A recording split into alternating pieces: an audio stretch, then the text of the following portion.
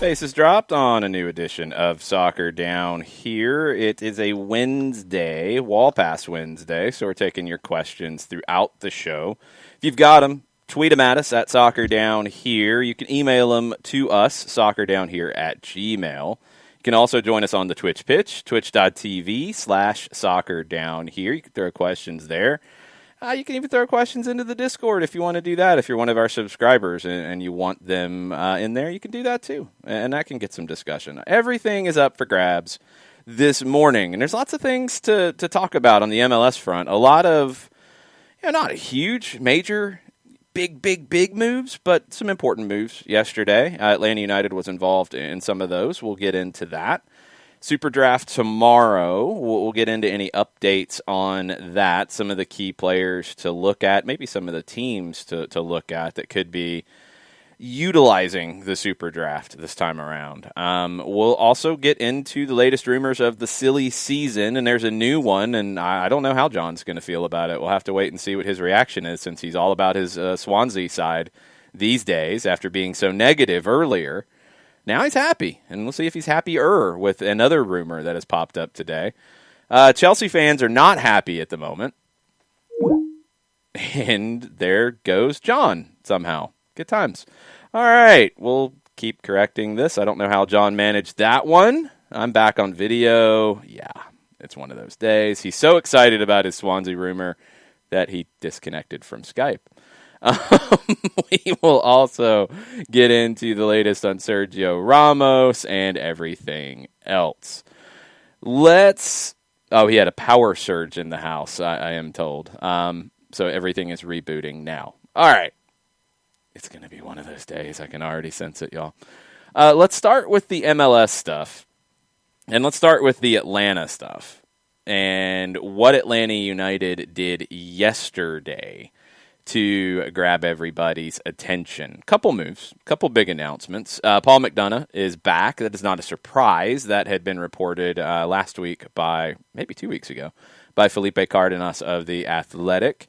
He is back in the same kind of role that he was in before. And I think people have maybe misconstrued what his role was before to begin with. He is back as the Vice President of Soccer Operations, rejoining the front office, effective February 1st, but, you can communicate right now if you need to, so there you go. Darren Neal said Paul was a key part of our team as we built Atlanta United. We're delighted to have him back in the organization. Paul will report to Vice President Technical Director Carlos Bocanegra and take on a leading role in managing our player salary cap. The interview with Paul by Doug Robertson of the Atlanta Journal-Constitution yesterday was really enlightening, and I think what I took away from it was how strong that relationship is between Paul McDonough and Carlos Bocanegra, and in turn the whole front office. They work well together. It's a good team, and yes, Paul reports to Carlos Bocanegra. Carlos Bocanegra, it's his show. He's in charge on that side. But he values Paul's input. And when the pieces change, things can change. Now you're going back to a combination that has worked very, very well. So not a surprise that McDonough is back in the front office because it had been previously reported. But I think it's, getting the band back together. And the Miami spot for Paul, I don't know if we'll ever truly know how difficult it was. He kind of gave you a peek at it in that interview with Doug as John's power is back. But Paul talked about how one of the things that he enjoyed here, and this has been echoed by a lot of different people, by the way, throughout the club's existence, he was able to focus on his job. His job. It didn't change. He was able to do what he was hired to do. In Miami, and we know from reporting that the building of the training facility got dropped on top of him. The trying to get sponsors got dropped on top of him. There were so many different things that got added to his job in Miami that didn't allow him to do what he wanted to do. Now he is back in a role that he has had success in, and he can focus on what his job is. That's a good situation. That's why Atlanta's front office has done well. That's why Miami's got some issues. And that's why when you look at the moves that they've made this offseason, the biggest question about them for me is, have you got a clear chain of command? Because I don't think they had that necessarily in Miami before, and I think it made it difficult for Paul McDonough to be successful, for Diego Alonso to be successful, for the team to be successful, because it just felt all over the place. So McDonough's back in the front office here in Atlanta. The other move yesterday was Machope Chol being announced as a homegrown player. Ivis Galarcep broke that news a few days ago. Original member of the U18s during the first academy season, went to Wake Forest, played 4 years there. He's just developed into a complete player, and that's what's been fun to watch when I've had a chance to check in on Wake Forest matches. He was, when he left, I thought, an incredible 1v1 player, but how else could he impact the game? Chol is showing you that he can impact the game in a variety of ways now. He's got a good strike. He's a good shooter. He can get on the end of things and score goals. He's not just a 1v1 guy anymore. He still has that. He's also bigger. He's also stronger.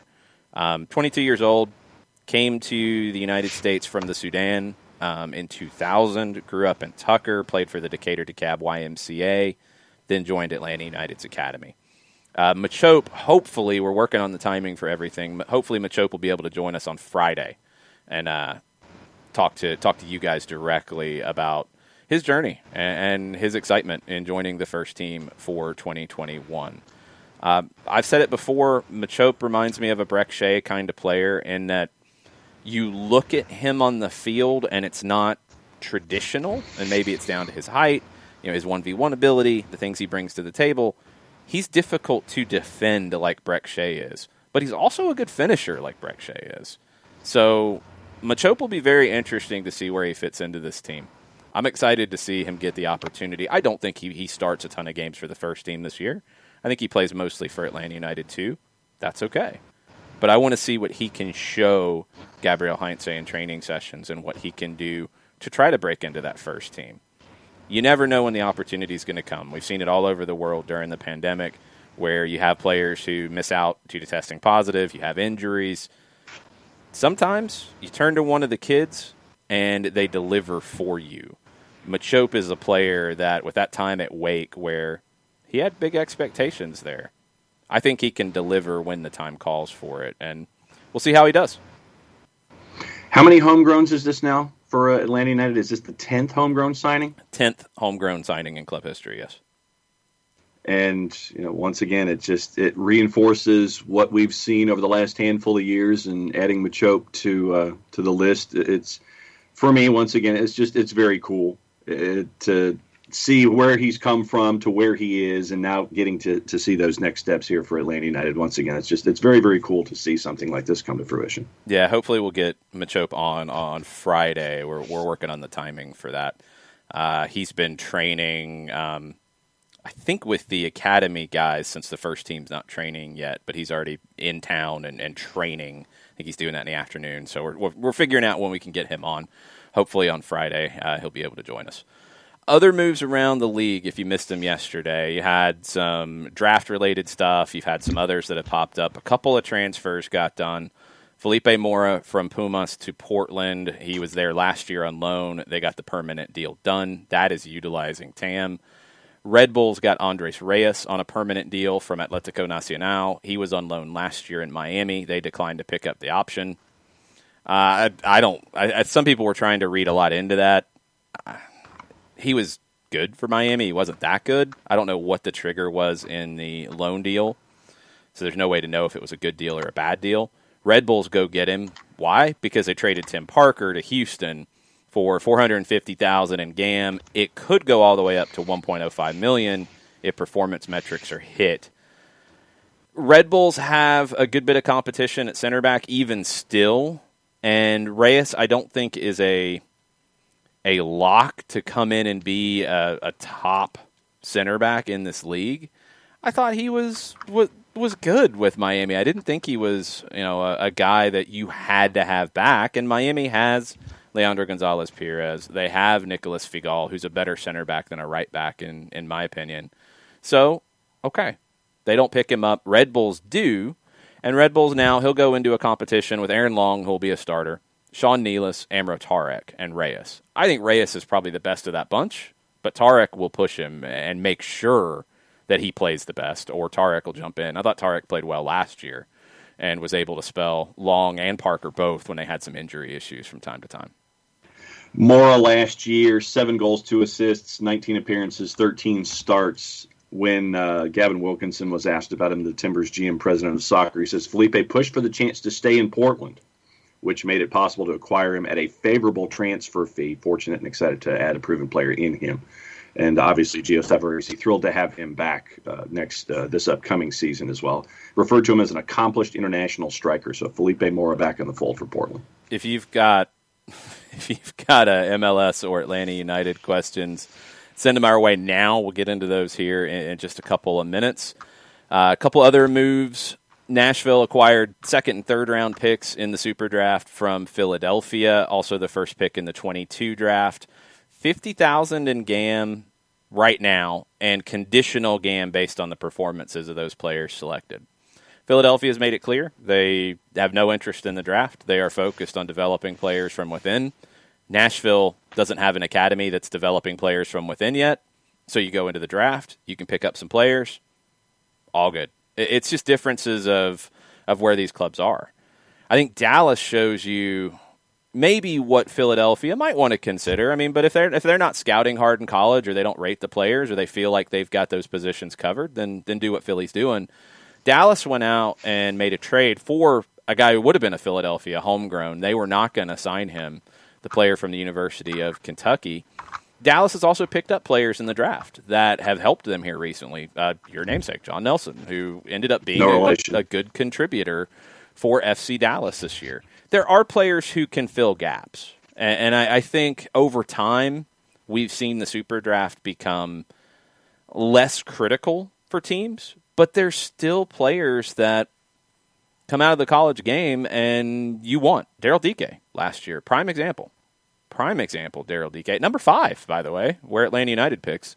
Dike came out as a Generation Adidas and thought it might take him a little bit of time to adapt to the pro game. It took him a few months, and then he worked his way into the national team. So it can happen. The college game doesn't – it's not maybe the best suited for development for everybody, but there are diamonds in the rough. There are internationals who come over, like a Julian Gressel, who didn't make it in Germany through the academy system, comes over, gets a full education, and then goes into the MLS Super Draft. And, hey, he's been in a pro environment before. So coming into the pros, he can adapt pretty quickly. There's more guys who either are young Americans who went overseas for a while and it didn't work out. They come back. A lot of English players are starting to take this route. Actually, quite a few German players are taking this route as well. A few South Americans are starting to take this route as well. So there's more international talent in college than ever before. There's also those players that come from parts of the country that just aren't served by pro academies. There's players who come out of areas where they can't get to an MLS academy or even a USL academy. So they go down the college route and it becomes the pathway for them. It doesn't have to be one or the other. You want every potential player acquisition method you can possibly find. You want them all, and you want to hit on all of them because then that can give you the best opportunity to find talent. So Super Draft tomorrow, we'll get into some of that as well. We can talk about players who are looking like the top 5 picks. We can talk about what Atlanta United might do with their pick. We can talk about sleepers later in the draft because that's always fun to see who emerges in the second and third round because players do. Players do from smaller schools, players who might be coming off injury, players who, and New England's done really well with this, players who change positions. Brandon Bide, DeJuan Jones, Tajon Buchanan, all have changed positions and become really good pieces for the New England Revolution. So all that's on the table. We'll get into that. If you got questions, send them our way now. We'll get into it here in just a second. Other moves in MLS that we haven't talked about yet. Houston Dynamo hired Martin Vasquez as an assistant coach. Vasquez worked with Jurgen Klinsmann with the national team. He also went to Bayern Munich with Jurgen Klinsmann for that very short stint of his time there. He worked with Tab Ramos with the U20s, so Tab's worked with him before. He coached Chivas USA in 2010, and he worked in the RSL organization. He was a big part of their academy program and the Real Monarchs head coach. That's an area that I think Houston has had some struggles with, although they started to make some progress under Paul Holliker, former pro, played for San Jose. Houston hasn't been a team in an area of the country where there's a lot of talent that has brought players through, and that's got to change. I think Vasquez will come in and maybe be that link. He'll help Holliker and everything he's doing. They're doing a lot with very young kids, so they're looking at the long haul here from a development standpoint, which is great. But he'll help in that finishing area of, okay, the kid is 15, 16. What do they need to join us in their next year or in 2 years? What do we need to do to help them get to that level?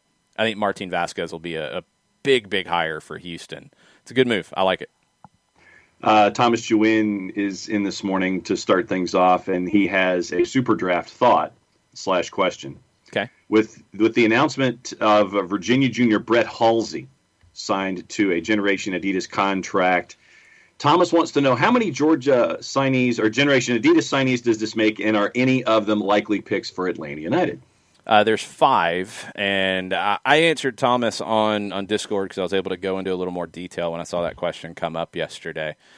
John, you might want to sign into the Discord from time to time. Just occasionally. Yeah, you might want to jump on that. That's what it's there for. Generation Adidas, a few people just ask what Generation Adidas is as a whole. This was a program that really started all the way back at the beginning of the league in 97 in the second year, where it was a way for players who wanted to come out of college early and join MLS. They've done it different ways. It started under Nike. It was called Project 40. Then when Adidas became the league-wide sponsor on uniforms, this was a big part of their sponsorship. It's a way for guys to leave school, to be, enticed to leave school if they're at that level of talent as well, and come in. They get some different roster protections. They get some, I think, guarantees on the contract for a period of time. That's also part of coming out of school early and giving up their eligibility. So generally, these are the best underclassmen who are coming out of the college game. This is a weird year for it because you didn't have a fall season for the most part. The ACC played a fall season and had a tournament. The Sun Belt played a small fall season for some and had a tournament. Some other teams played games in the fall. So it's a little all over the place. 5 Generation Adidas signings this year. Usually there's a few more, but it varies year to year. The one that most people are zeroing in on is Philip Mayaka from Clemson. He's a number 8. He's from Kenya originally. He gets forward well. He was freshman of the year in 2019. 32 all-time appearances for Clemson. Would have been a top pick in last year's draft if he had come out last year. He was offered a Generation Adidas deal, according to reports. Didn't take it yet. Came back for 2020, and we know what 2020 was. Covers a ton of ground. Came from Kenya to the Montverde Academy in Orlando. Spent a little bit of time with Orlando City's academy, but not enough to qualify as a homegrown. Good range of passing. He's dynamic because he covers so much ground. Quality on the ball, I think, is going to be a little bit of a question. He can still develop that. But most people have him going to Austin with the number 1 pick. I think Austin might be able to do better with a couple of the attackers that are on Generation Adidas, and the one that jumps out to me for them would be Calvin Harris. Not the musical performer Calvin Harris. It is the Wake Forest forward/winger Calvin Harris. Comes from a pro environment. His dad was a pro. He played for Wellington Phoenix's academy in New Zealand when he was 14. Did really well at Wake Forest. He spent some time at Middlesbrough as well as a kid. 32 games, 25 starts, 10 goals, 5 assists. He can play out wide, and that's probably where he'll slot in at the pro level. Great on the 1v1, great on the counter, really good finisher. Still got a lot of upside and development. The thing about him that has kind of jumped out to me is he has shown up with big goals in big games. That's important for guys who can make that transition to the bigger moments in MLS. Harris will go early. Daniel Pereira is one who could fall to 5. Pereira, we've talked about him a little bit. Originally from Venezuela, came to the Roanoke area of Virginia when he started high school. Had a big freshman year at Virginia Tech. He really wasn't well known at all when he went to Virginia Tech. Good year there. He's still developing. Really good passer. Might be the best passer in the draft. Became one of the top midfielders in the ACC. 26 games, 6 goals, 6 assists. Frankie Amaya is the player who comes to mind when I see Pereira. He's a guy who's comfortable playing deeper and doing the work of an 8, but he's got the quality on the ball to impact the game in the final third. We're starting to see those players emerge more and out of this country. I mean, Pereira, again, he came from Venezuela when he was 14, 15. But you're seeing more of those deep-lying playmaker sorts of players that are coming up through American development, which is good to see. Pereira's great on free kicks as well. If he fell to Atlanta, he'd be really interesting because I think he's the right characteristics as a player to fit what Atlanta would want to do. He's not going to come into the lineup and start straight away, but he's a guy with some seasoning with the twos and getting that pro environment around him. He's got a ton of upside. I really like Daniel Pereira as a player. The 2 recent signings are Ethan Bartlow, center back from Washington. A little undersized, 6'1", really good on the ball, good range of passing. He's a ball-playing center back, good defender. He's strong in the air for his height. He's got some U17 experience for the U.S. Took free kicks for Washington. Bartlow's a player who could fit with Atlanta as well. He could be one of those guys that's the bridge a bit as Campbell develops, as Efrain Morales develops. Bartlow's, a little older than that, and he could be a little bit of a bridge for the twos and also to join the first team if he is able to play his way into that. The last one that was added is Brett Halsey, tenacious central midfielder. He's versatile. Most people think he'll move from central mid to right back in MLS. I kind of thought of Matt Polster with a player like that who can play on the outside but also play centrally. Good mentality. Coaches love that. He's got a lot of poise. He doesn't play like his age. That usually helps guys as they move to that next level. Is he good enough to jump into an MLS lineup straight away? That might be a big ask, but he could be one that develops into that. That's your 5-generation Adidas players that are in the draft. So when it comes to the Generation Adidas players, I mean, it sounds like if you were the Grand Exalted GM draft picker. Nobody wants that. No, but you said that you would have Harris go to Austin over Mayaka. Yeah, I just think that's what they need more. I mean, this is where I think you got to look at team need. So Austin in the midfield right now has Alexander Ring. They have Ulysses Segura, who is kind of that 8. They have Jared Stroud, who good player, can pick a pass, has had a lot of injury issues. They've got Diego Fagundes.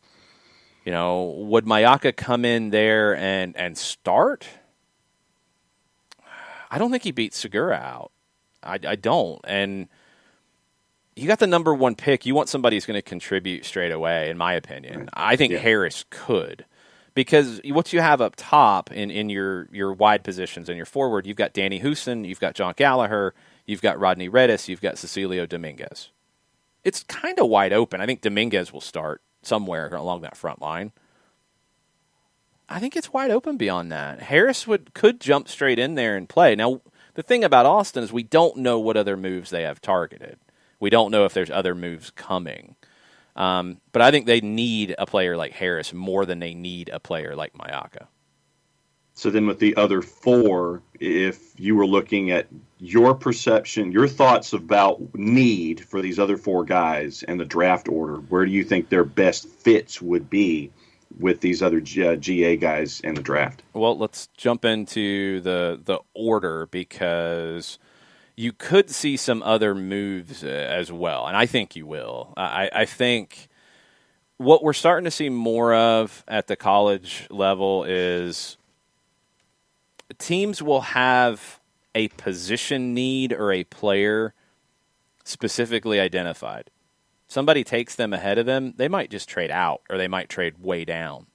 Ives Galarsup, who covers the draft, I think, better than anybody, he said Houston at 3 is the highest pick that is most likely to be traded. He also had RSL at 7 and Vancouver at 9.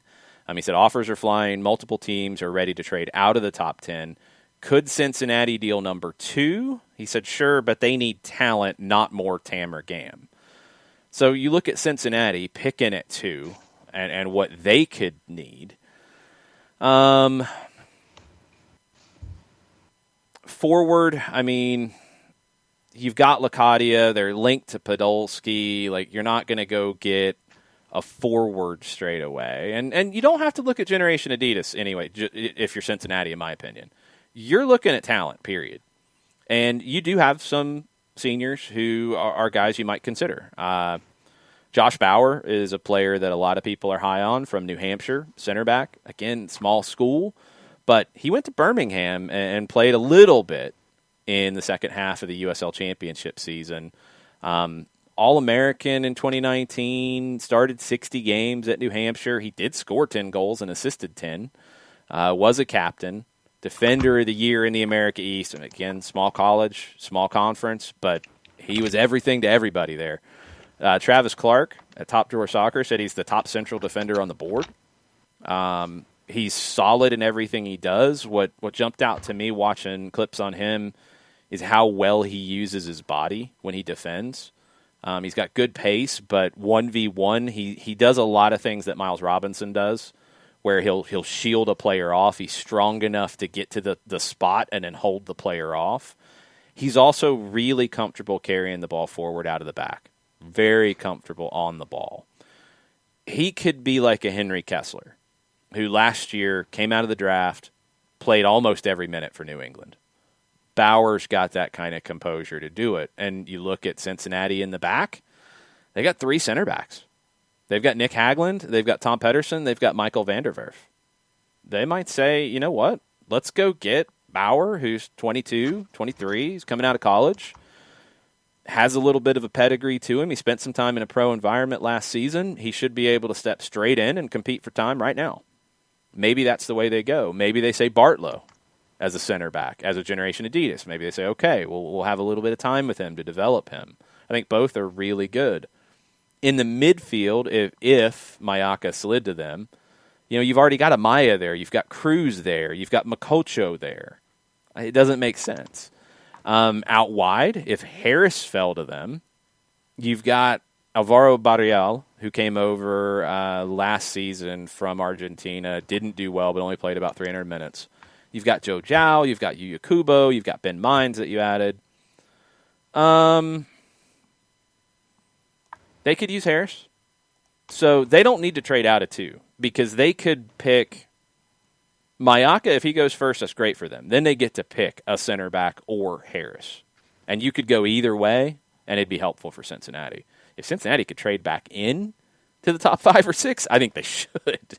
Yeah. Because there's guys who could come in and play for them and help them bridge this gap where they're not developing talent yet and they've missed on some signings. So that's 1 and 2. 3 is Houston. Houston could trade out. 4 is DC. We'll look real quick at Houston and DC in terms of what they have and who could be appealing to them. Houston, you've added Tim Parker now. So center back, you should be okay. You could use some depth at outside back. There's not a guy at number 3 that really fits that, so maybe you want to trade down. Central mids, you added Joe Corona, so do you really, if you wanted to go get Pereira or Mayaka, if he fell all the way to 3, would you really have a spot for him with the other guys you have? I don't think so. Harris would be great for them if he fell, because you don't have a lot of wingers. You've got Fafa Pico who can play out wide. You've got Quintero who can play out wide. You added Max Fioruti who can play out wide. It's guys who can play out wide, but they're not true wide players. I think Harris is more of a true wide player. So looking at Houston, I can absolutely see why they would trade out, at least trade down. Right. DC, center back would be a great spot for them to pick somebody because all they've got is Birnbaum, Briant, and Pines. And Birnbaum, they re-signed. He's there through 23. Briant's in his last year of his deal. I think Briant started to show a little bit of age last year. Had a good year. Birnbaum's had a history of concussion issues, so he's missing games every year, it feels like. Pines is one of the top young center backs in the league. Maybe you go and get the next guy who's going to replace Briant full-time next year. Maybe that's the route you go. Center mid, you absolutely need a Pereira or a Mayaka if they're available at 4 because you've got Canals, you've got Flores, you've got Moreno, you've got Nyman. Canals might be your right back because you don't have a right back. The other thing would be, do you see a guy like a Bartlow able to move out to the right side and play right back? Or, there's not really a right back like high up the list for them. And that's the position they could really use somebody and hit on here. I'm scrolling through to see where the first true right back comes up. And, you're going pretty far down. So maybe DC would trade out. Atlanta, we've talked about Atlanta's roster quite a bit. I think Pereira is the player who has the most characteristics of it, but there's not a lot of room for him to play anytime soon. Center back, maybe that's the direction you go, and Bartlow could be that. Bauer could be that for sure. I think both of them fit what you're looking for at center back if you're Atlanta. I don't think the forwards or the wide attacking players are necessarily a fit here because generally those are positions you're going to go out and spend on, and I don't think you need to go do that. Pereira, if you love his upside, he would fit. Center back would feel the most likely. If you're not sold on anybody, trade down or trade out and add some allocation money and then figure it out from there. But there's players in the draft that Atlanta could use and they could definitely benefit from. Okay. Because when you were wondering about Austin and directions and things, that was why I wanted to present the question about the Generation Adidas folks in the top 4 and heading into the Atlanta selection. Yes. Any other questions on Twitter? No questions, but when we get into the Premier League section, Nathan has a thought on the day. Okay, we will get there on that in just a minute. Let me scroll through on the Twitch pitch and make sure I've got everything here, that I haven't missed anything. A lot of talk about kind of the Academy, Atlanta United 2, Atlanta United, players coming through the pipeline, et cetera, et cetera. Burned asked, do men's soccer players in college get full scholarships, or if partial, how much percentage on average? It's really hard to say. It's not scholarshiped like football and basketball and probably even baseball. I don't know how many scholarships teams actually get, and I know some add to that through boosters and donors, et cetera. I think there are full rides in the college game. There's not a lot. Like, teams don't have a full lineup of full rides, generally. Maybe your ACC schools do. Maybe your top schools do. Most don't. There are a lot of partial scholarships, and I don't know what the average percentage is. I don't know if it's 50. I don't know if it's 60. I don't know what. But a lot of times players who get that will get other scholarship help. So they might get a half soccer scholarship, but then get another scholarship, and it becomes a whole in a couple different parts. So what you're seeing more and more of is guys who get full rides, guys who get half rides and get help, and then other guys who get half rides. And you do see some walk-ons in some places. Smaller schools have fewer full rides is the best way to look at it. It's all over the place. And it really depends on the school, and depends on how seriously they take it and what kind of funding they have. Now, going forward, that could get really different with the funding cuts that are going to come after a lot of schools didn't have full football seasons, didn't have the revenue come in from it. It's going to be tough for them to fund their other programs in the same way, and I would expect to see cuts. Will there be other ways to make up some of those losses? Maybe. I don't know what that looks like yet. So it could look really different next season. That's for sure. NCAA D1 gives 9.9 scholarships per team for the men. D1 women's soccer allows a limit of 14. D2 offers a limit of 9 on the men's side, 9.9 for the women. Okay. And because I think this works in other sports, I could be completely off. Don't schools have opportunities to have like additional scholarships if they go out and fundraise it? Yeah.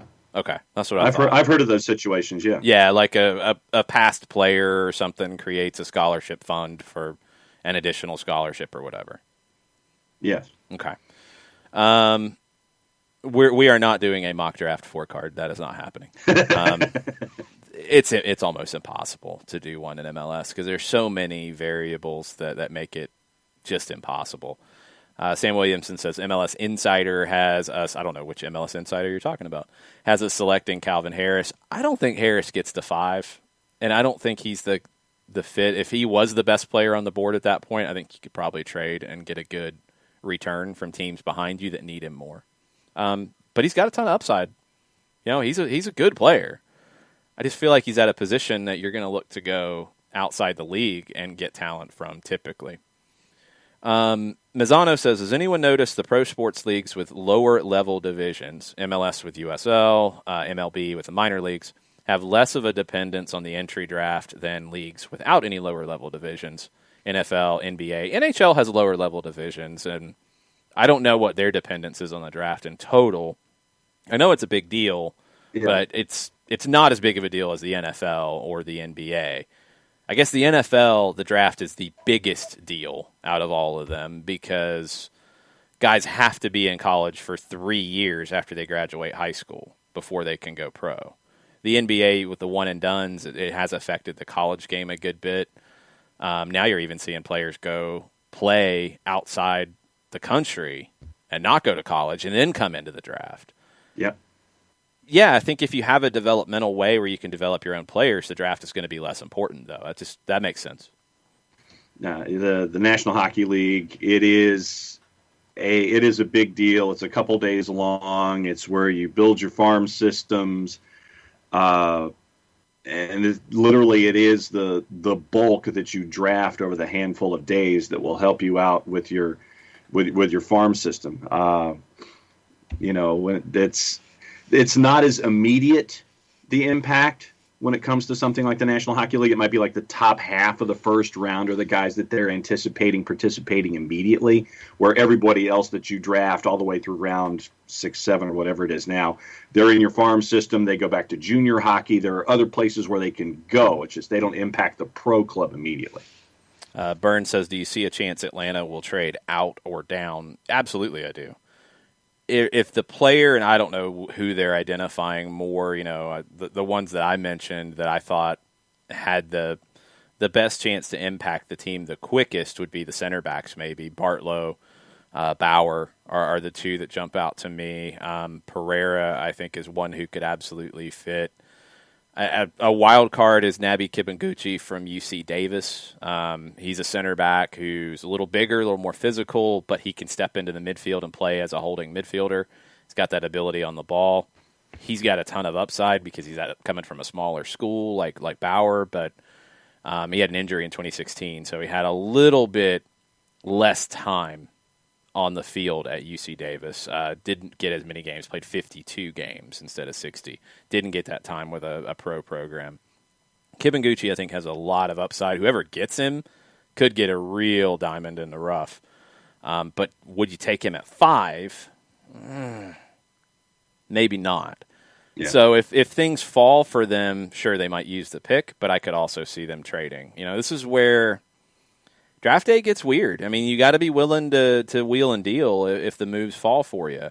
If there's a player that you want, even in the second round, okay, go trade up and get him. I mean, you can throw some different things. You can throw a third-round pick down the road. You can trade and swap second picks. You can throw a little allocation money if it's a guy that you really value. And if there's not somebody that you really value and somebody else does, take what they're offering you. And you just be ready to wheel and deal. I could absolutely see them trade out of the first round entirely. I could see them trade down. I could see them use the pick. I think all are on the table right now. And, that's usually what you'll see, not necessarily with an Atlanta team, but just on any draft day. If you sit there and somebody really sees someone on their list, on their whiteboard, on their magnets, that they really want, and if Atlanta United is sitting there and you have someone, dial you up and sit there and go, dude, I've really got somebody that I want. And then you sit there and go, okay, so what's it worth to you? And because, obviously you have your ideas, but at the same time, if somebody really wants something in your selection, you're going to listen.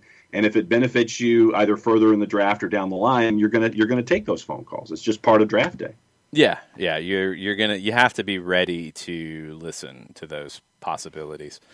Matt Wagner going really, really deep into the rumor mill. I'm not even going to get into it with you guys in terms of would it fit or not. There is a couple of very small follower Twitter accounts that are saying Franco Ibarra from Argentinos Juniors is being linked to Atlanta United.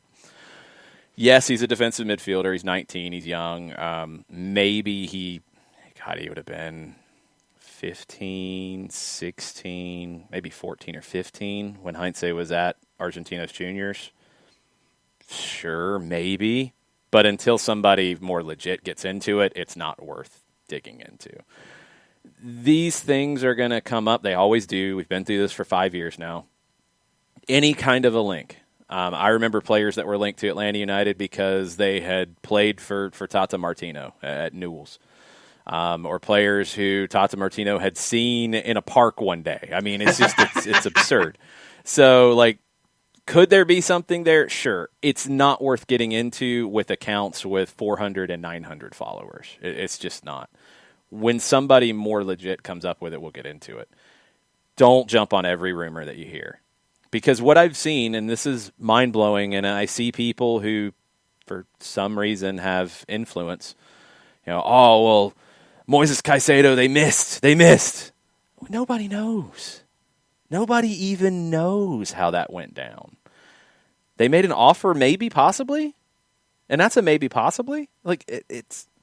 This is how you build a team. You make offers, you get them, sometimes you don't. Sometimes people say you made an offer, you didn't make an offer. Sometimes you made an offer somewhere and nobody knows about it. Stop. Because people start then judging, and then the narratives start. Well, they missed on all these signings. They weren't even in for these signings. Relax. Rumors will happen. Atlanta United's a big club. Real Madrid gets linked to every promising player. Barcelona gets linked to every promising player. Do all of the links make sense? Nope. Do all of the links have any truth to them? Nope. This one could. It might not. But don't get worked up on every rumor, please, because it can drive you insane. One of the things that we've always said when it comes to any kind of rumor or piece of information, consider the source of where that piece of information is coming from. That's the biggest thing. Just keep an eye on the sourcing, keep an eye on the followers, those kinds of things, especially with that particular piece of social media. Just look at their depth of following, look at what they're talking about in the sense of followers and history. Take that into a discussion as a part of the discussion when you're looking at rumors like these. Sure. And just in general about the sixth position, we've talked about the characteristics you're looking for. You could go veteran who understands it, who understands the system, who can step straight in. You could go young who can step in, and you can mold. Both are possible.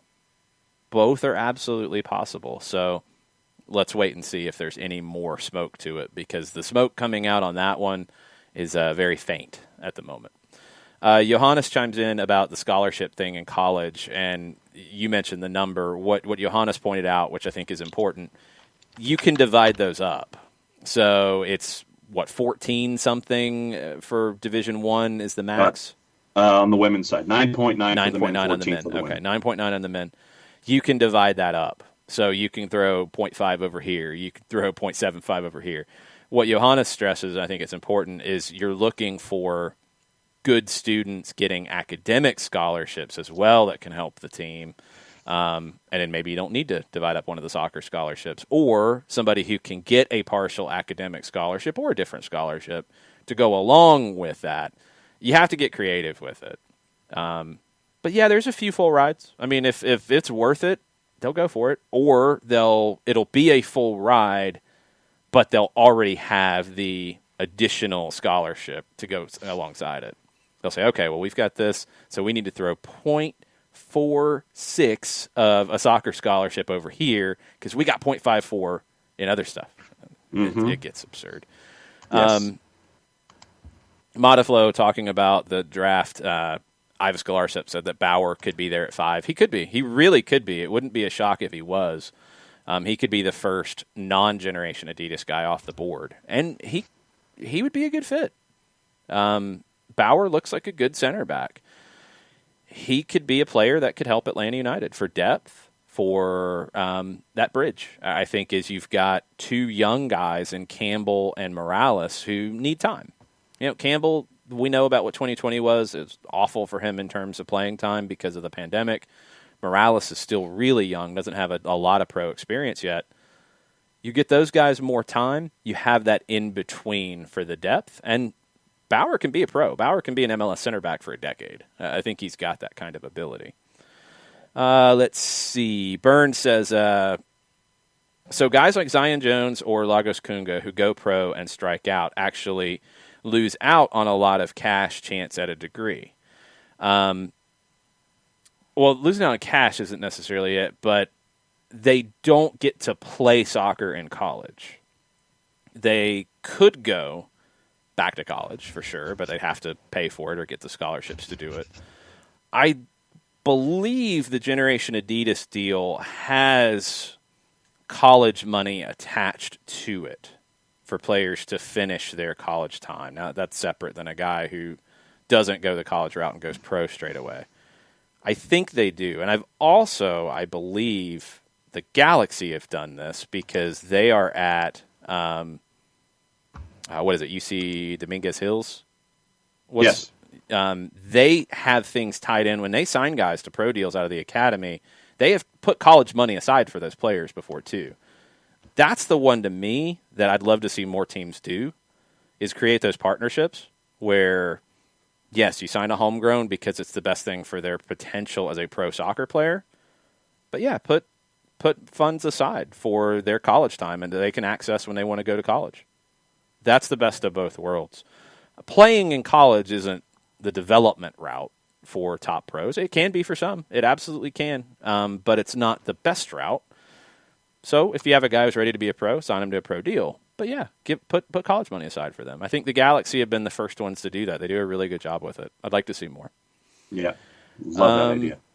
Let's see. The Combine Modiflow, they're kind of changing it. They've put it a little more behind closed doors now, especially this year they did. And they're doing it separate from the draft like they used to. They did it in Kansas City in like November, and they're inviting guys who might not leave school yet. I think that's why they're putting it more behind closed doors. Some guys participated in it, didn't get a Generation Adidas offer last year, went back to college.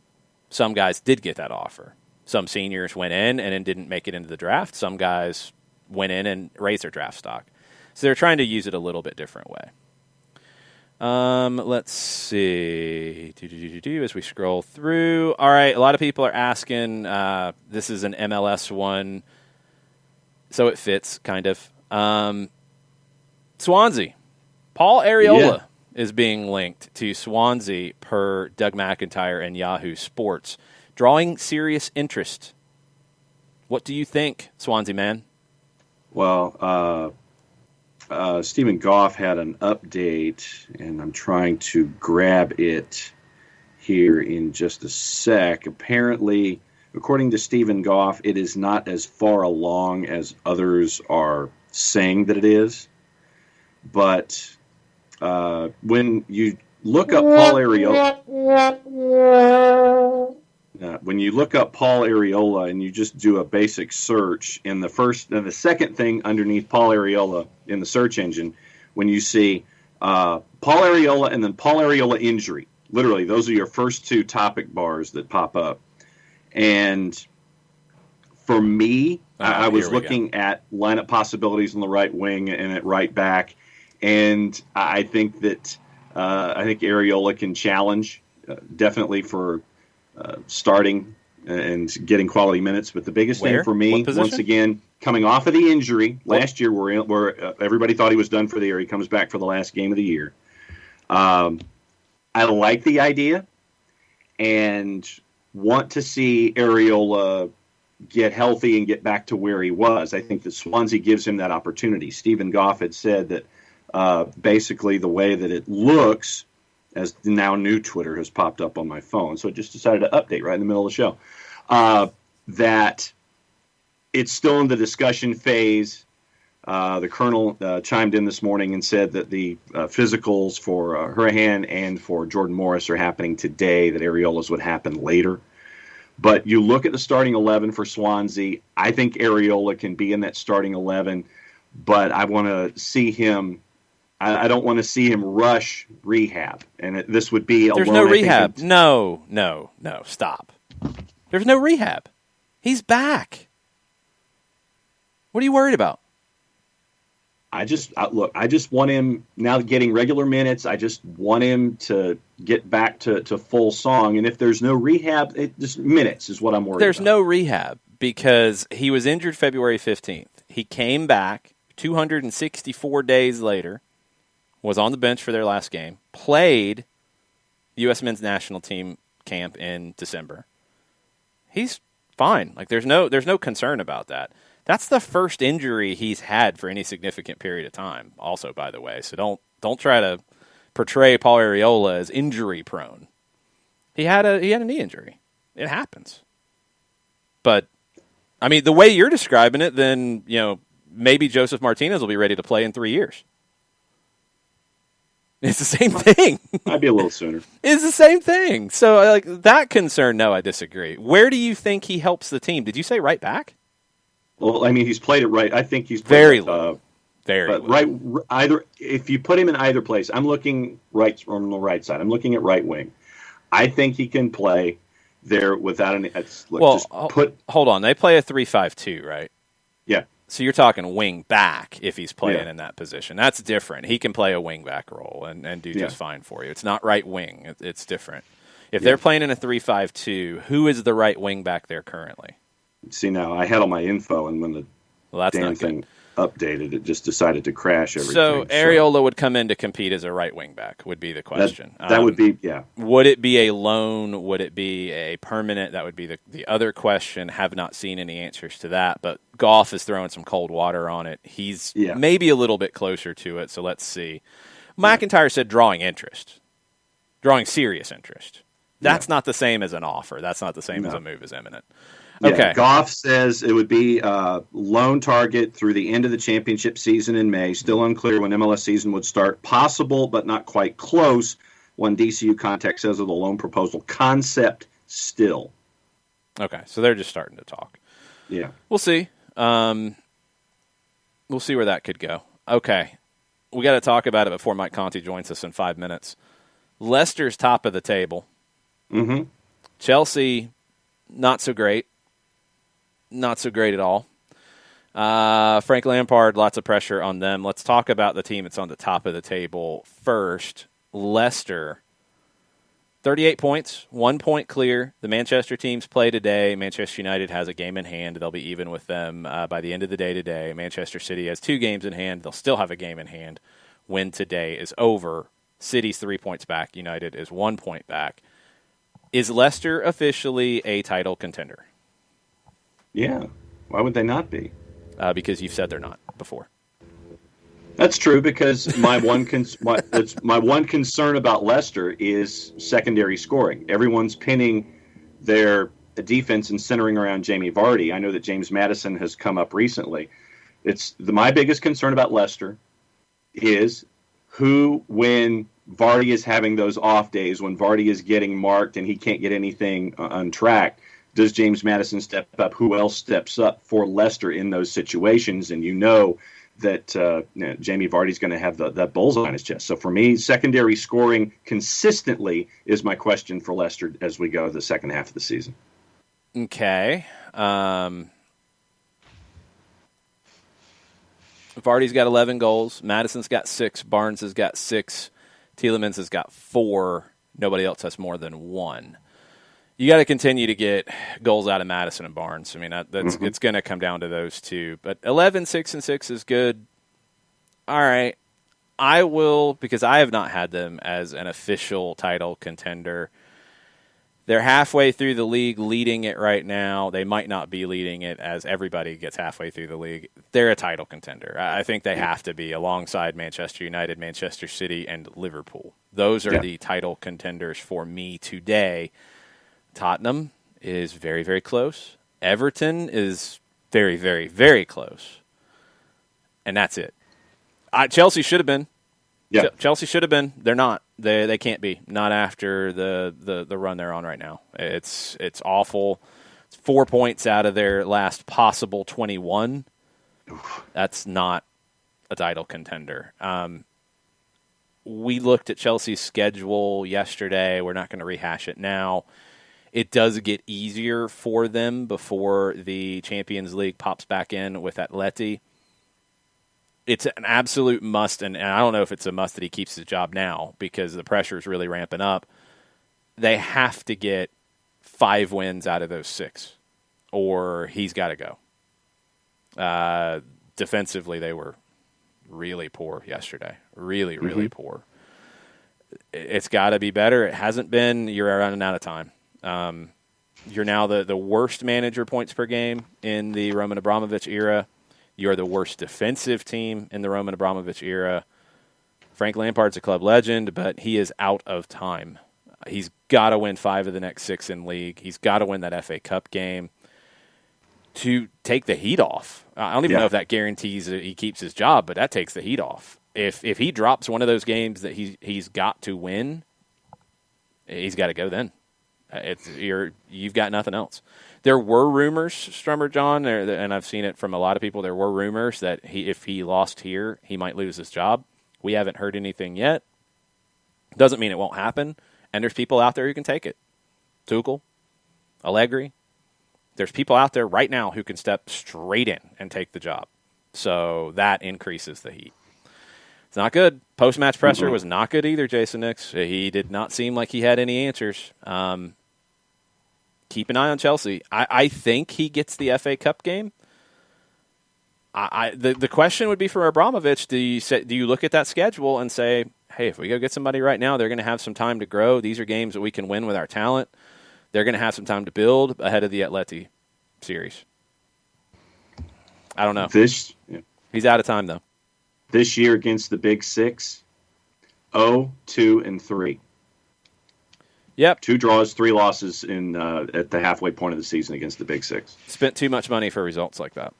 And Abramovich is not going to have the warm and fuzzy feelings towards Frank Lampard with results like that. It's just not going to happen. Okay. It's time. Get your scorecards out. John is going to tell us about our good friend in Decatur, GA, Steve Apolinski.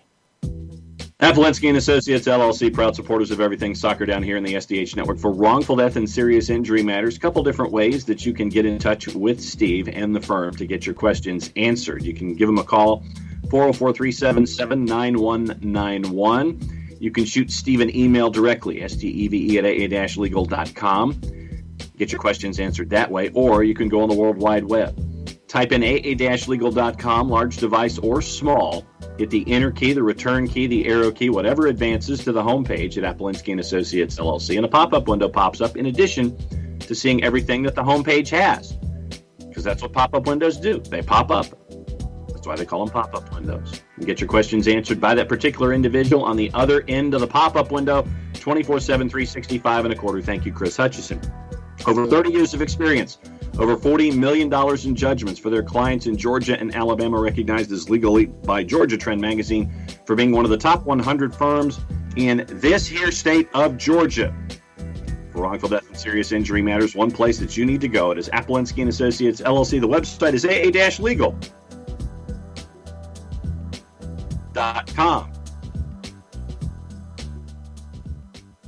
That was really fast. So yesterday was the longest one ever, and today's was really fast. Yeah, I mean, I can see the time. Like, yes, it was really fast. Okay. Everybody's saying really fast. 7.5 on the board already. So fast and blowing through it seems to get better grades. That's one score, John. Slow down. Seems to get better grades. 7, 6, 6.5. -1 too fast, -1 crazy audio levels. John's mic is completely out of whack. I don't know how he damaged it already. -1, too much emphasis on Georgia. You got a 6. 7.7, like the fast version. 5, meh. Loud start, fast start. Homepage has, question mark. Pointing with the pen. Too fast trying to get to Conti, 3.2. That's part of it. You got an 8. You got a 0.35 out of 0.98. So do the math. Okay, so that's like a 37. You got a 3.74. A 6.31748. You got a 5. You got a 7. You got a 65 out of 100. Wow. All over the place. But I'm all over the place. Pretty average, I would say. Pretty above average, I think is fair. Average? No, that's average. I mean, you might be in the averages around 6. So if you're going to consider 6 average, okay, I would have given it 5. Yeah, but that's fine. All right. Mateo on the job, trying to get Mike Conti on with us right now. Talking about all the Atlanta United news from yesterday. What's up, Mike? Guys, do you want me to get on the Twitch pitch? I'm at home today. Do you want me to be on camera? Or? Sure. You can join us there. Great. I can make that work here in just a minute. Camera coming on. How are we doing this morning? Here we are doing good. Let's bring. How was the birthday that rhymes with sporty for the boss? Well, it wasn't mine. I said for the boss. Yeah, I'm not sporty yet. That was great. I hope she had a good time. And there's nothing wrong with being sporty or no. That's a good recovery. There's nothing wrong with being shifty either. Well, yes, that is also true. It's funny. There's actually a website that I guess is for musicians on. I guess it's a resource where you can pick words and phrases that rhyme with certain words. Oh yeah. So you know I am not joking on this. I know. The number 3 rhyme for 40. The number 3 ranked rhyme at a 100% accuracy is the phrase "serve tea." Yeah, that was kind of my reaction too. Serve tea. That's no. Okay.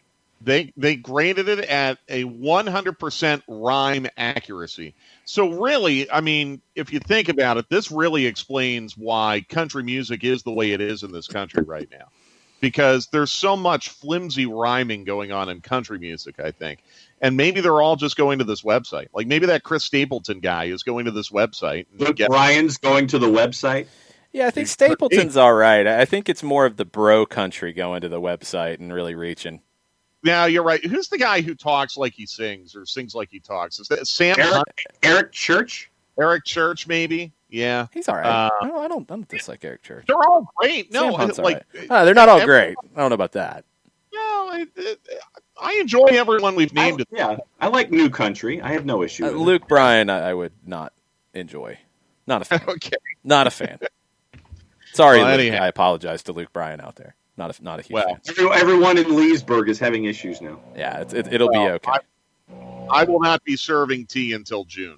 So just keep that in mind. I'm going to hold on to my 30s like grim death, I guess. All right, we had some big news yesterday on the Atlanta front. John, what is going on? Do you have like engines outside your place? No, it's the lawn guys that will start our show here and end the show there at your place. No, they usually don't come like that to my place. They're not like beating on the window with the leaf blowers. They're always beating on the window. It's like literally, it's like right up against the back of Office HD. It always happens. Grief. Carry on. All right. Paul McDonough back. We knew that was coming, according to Felipe Cardenas's report. Machop Chol signed. We knew that was coming, according to Ivis Galarsep's report. Take on both of them. Yeah, I think it's great to have Paul back.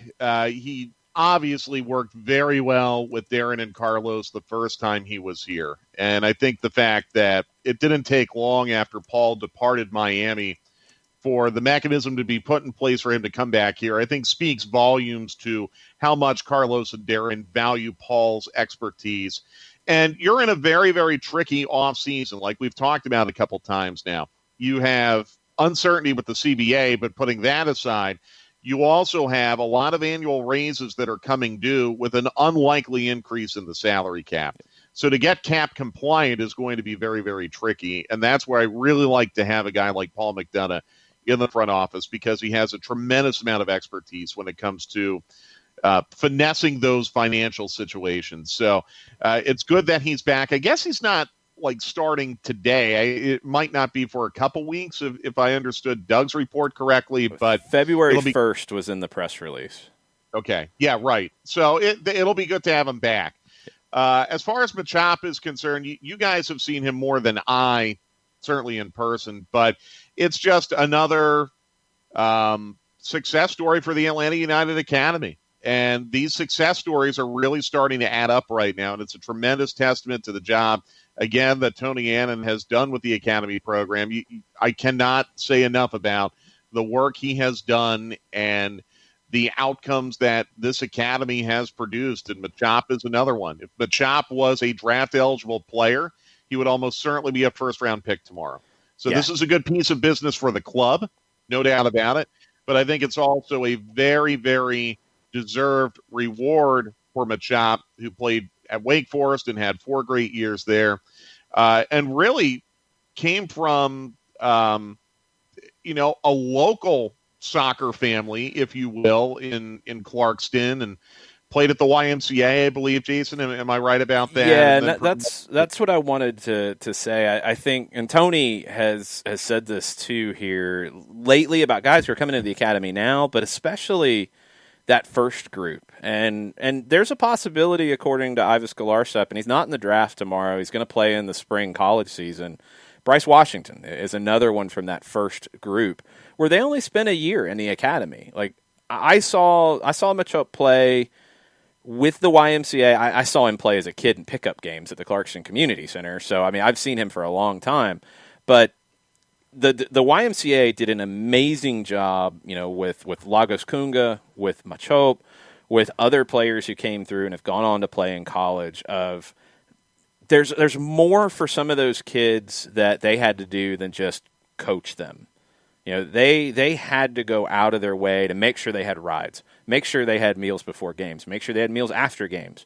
The Decatur YMCA and the programs they have done for refugee kids has been incredible. We partnered with them with Soccer in the Streets on things to try to amplify what both of us were doing. They're great partners. They did an incredible job getting him ready, getting Chol ready for when Atlanta United started, and Lagos as well. Getting both of them ready. Then when they came into the academy, it's a different environment. It can be challenging for some players. Some players didn't do well in that environment because it's very different. You're being treated like a pro. You're an academy player, but your expectations are like a pro. I think Tony, at that time, more from a coaching perspective, but he was involved in the big oversight from early on. And then he became the academy director really early on in year one. He understood that challenge for those guys. And I think he made it as comfortable as possible, took what they had and elevated it. And for Machop, it elevated it to a point where he got the opportunity to go to Wake, huge program. And Wake did a great job in elevating it further. So it wasn't just Tony in the academy. It wasn't just the Decatur Y. It wasn't just Wake Forest. It was all of them. And the player, Machop, putting in the work because he's constantly made himself better. It takes that kind of collaboration. And even today when guys are joining the academy at 12, if the local clubs don't develop them the right way, they can't survive in the academy. So it does take everybody. And that's a big part of the academy's role, is highlighting those stories. We need more kids from the Decatur YMCA to make that jump, because they're serving a need that other clubs can't right now. We need more kids to have that opportunity. So good on everybody involved here, especially Machope for putting in the work and improving the way he has. I'm glad you mentioned that. And I think it's also exciting in a way. And I don't know if we're going to see much of it this year, but down the road, it is enticing to kind of see the future of Atlanta United, especially in the attack up front, starting to kind of fall into place a little bit. Jackson Conway and now Machope. And like I said, I don't know if we're going to see them playing together much in 2021 with the first team, but you're starting to see the seeds being planted for what this could look like down the road. And it's really, really exciting. And it's a tremendous testament to Machope's hard work and the fact that he got a degree from Wake Forest out of this as well. That's another huge tip of the cap to him. I mean, that's one of the elite academic institutions in this country, Wake Forest, as far as I'm concerned. So really awesome day for him yesterday, a much-deserved reward. And again, a good piece of business for the club. I think a really good piece of business for the club. Okay, guys, we no longer have any coaching vacancies in MLS. They've all been filled. And Hernan Lozada is now the new coach at DC United. Pablo Maurer caught up with him at The Athletic yesterday and asked a question about style of play and what he's going to deploy and if he's got the personnel to make it work. So here's the quote that stuck out to me, and I wanted to get your... I'm actually really excited to hear this because I'm wondering how his style is going to work with that group. So I'm excited to hear this. Okay, so here's what he said. When I've watched DC United games, I never had the feeling, not even for 1 second, that it was a lack of mentality, lack of energy. I think it was just a matter of putting that energy in the right place. I do believe that if you score one more goal than the opposition, it's enough to win games. The only thing that matters is the result. I'd rather win 5-4 than 1-0 every single game. We don't need to forget that supporters go into the stadium to be entertained, and we need to entertain them. Results are important, so we'll do our best to do both, get results, and entertain our supporters. Okay, yeah, I mean, and that's, I think, consistent of what little I knew about Lozada until I started digging into him, and I keep hearing a lot of Bielsa comparisons with Lozada. I actually think this was a really, really good hire by DC for maybe 2022, 2023, when he can start to assemble the pieces that he's going to need to play wide open, fast, press, counter press. Like, I just don't know if DC has the personnel for that in 2021.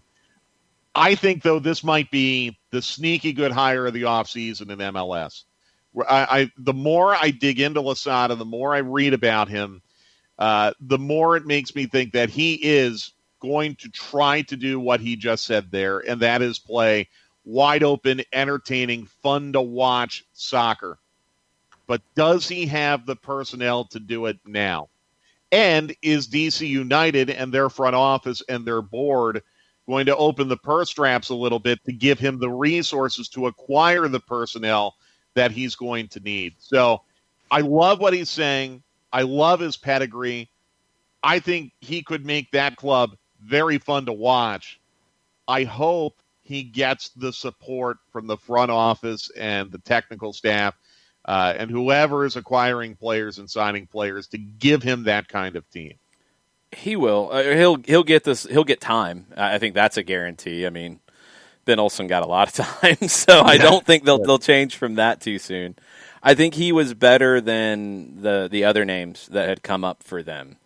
He's got experience as a first-team manager. He got a team promoted from the second division to the first. He is still really young, but you've got a young team, and it sounds like he's got the right mindset to develop the Moses Nymans and Kevin Paredes and Griffin Yow's to that next level. So they're not going to be a contender straight away.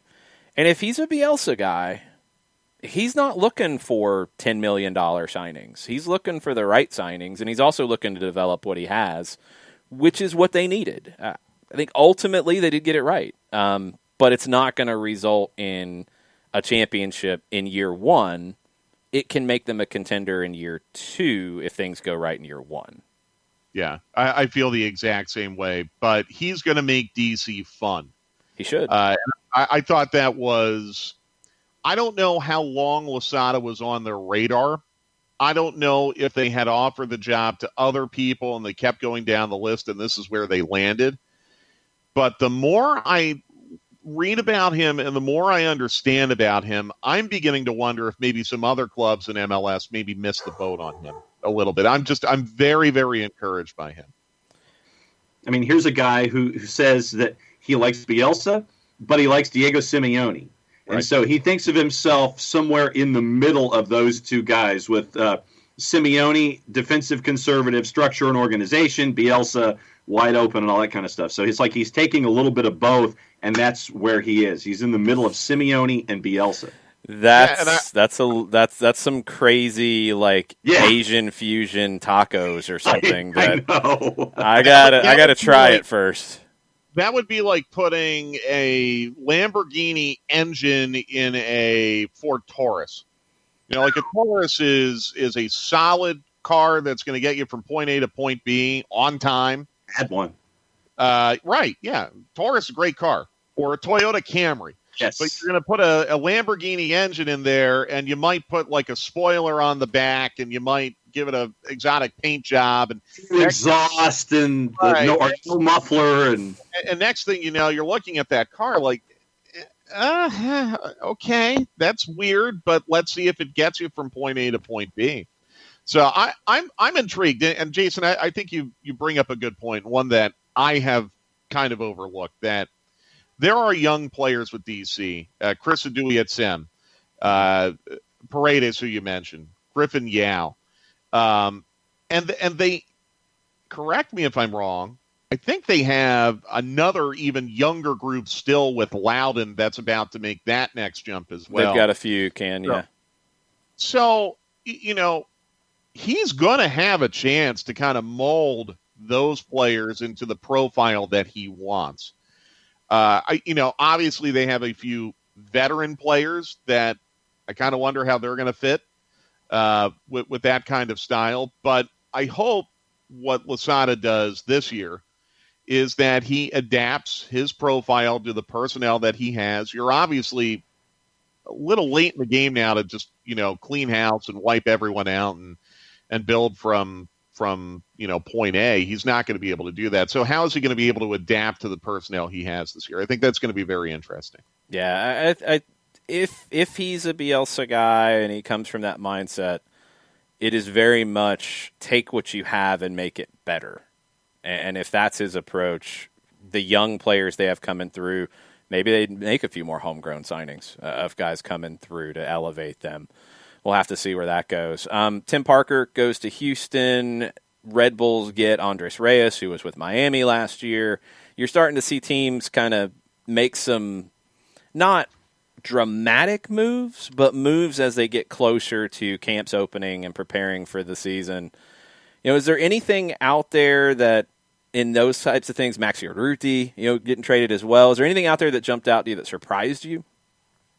No real surprise. The money on Parker is interesting because I think I read somewhere it could exceed $1 million with incentives or bonuses, or I don't know what you want to call it, if they hit certain benchmarks. That felt maybe a tad steep, but if it's linked to performance, I guess that's a good piece of business for both clubs. Other than that, no, to this point, no major surprises, but I think there are still a lot of clubs that have major needs to address, including Atlanta United. And I think we're only really at the start of this. I think in the next week or two, as it becomes more clear when training camps will open and once camps open and some, let's just say new managers and new clubs, whether it be Atlanta, LA Galaxy, DC, Toronto, all these clubs who have new managers, once you get into camp and you can start assessing where you do have needs, there's probably going to be another wave of moves corresponding to that. So, no, at this point, no major surprises, Jason. I think a lot of clubs have done good business and they've made solid moves. But I think the best is still to come when we get into, I don't even want to call it silly season because it's not silly. It's, the silly nature of it is all the rumors. But as we get into the season where these rosters kind of assume their final forms, and a lot of clubs, I think, still have a lot of work to do.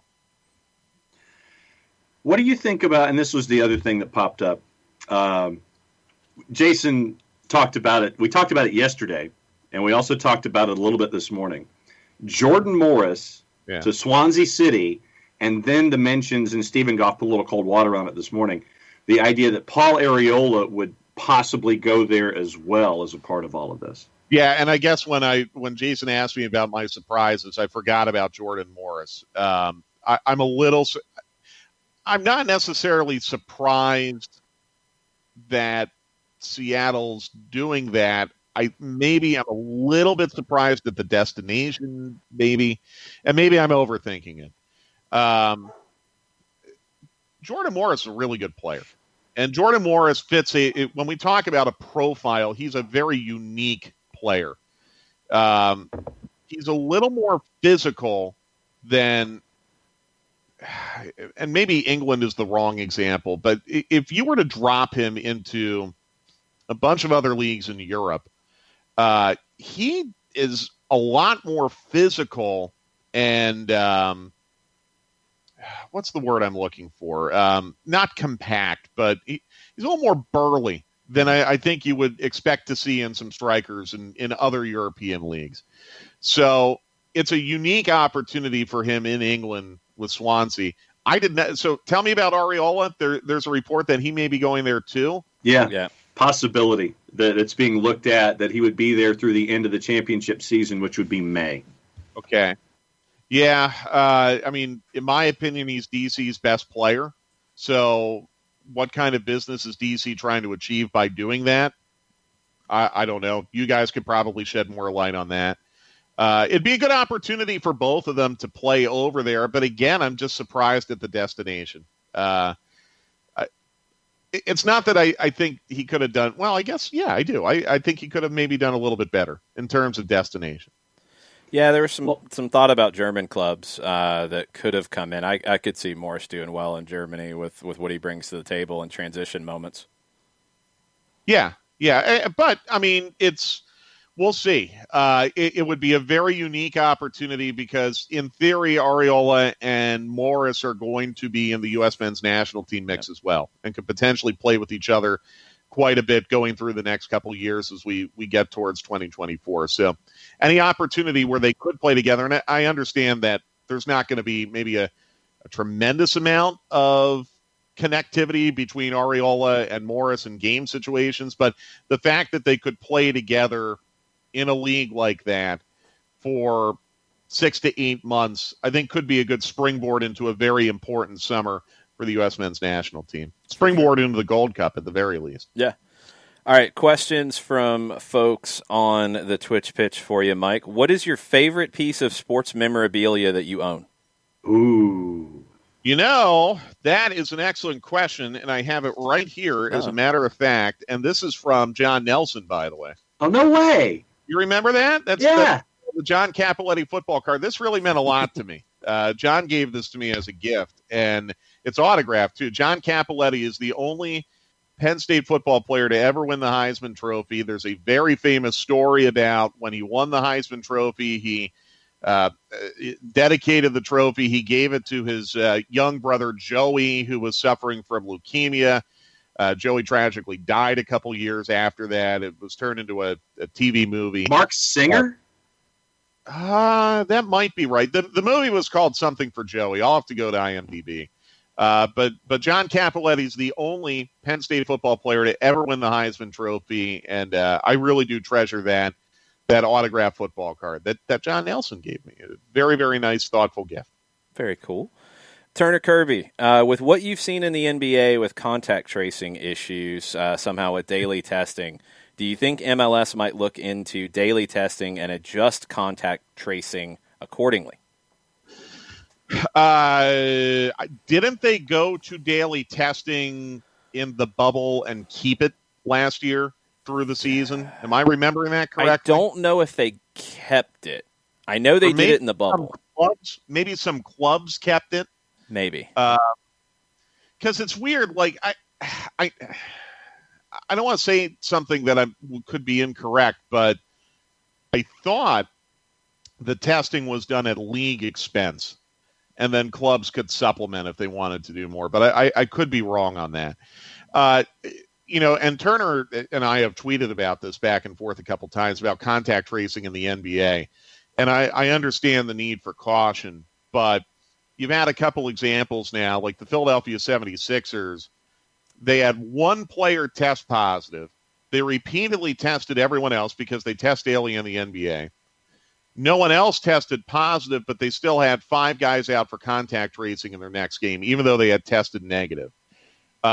Smarter people than I are writing these protocols and are digging into these protocols and assessing public health situations and making decisions based on that. So I don't want to say they're necessarily right or wrong, but I think the NBA has lost some games that could have potentially been played because they were very aggressive with the contact tracing.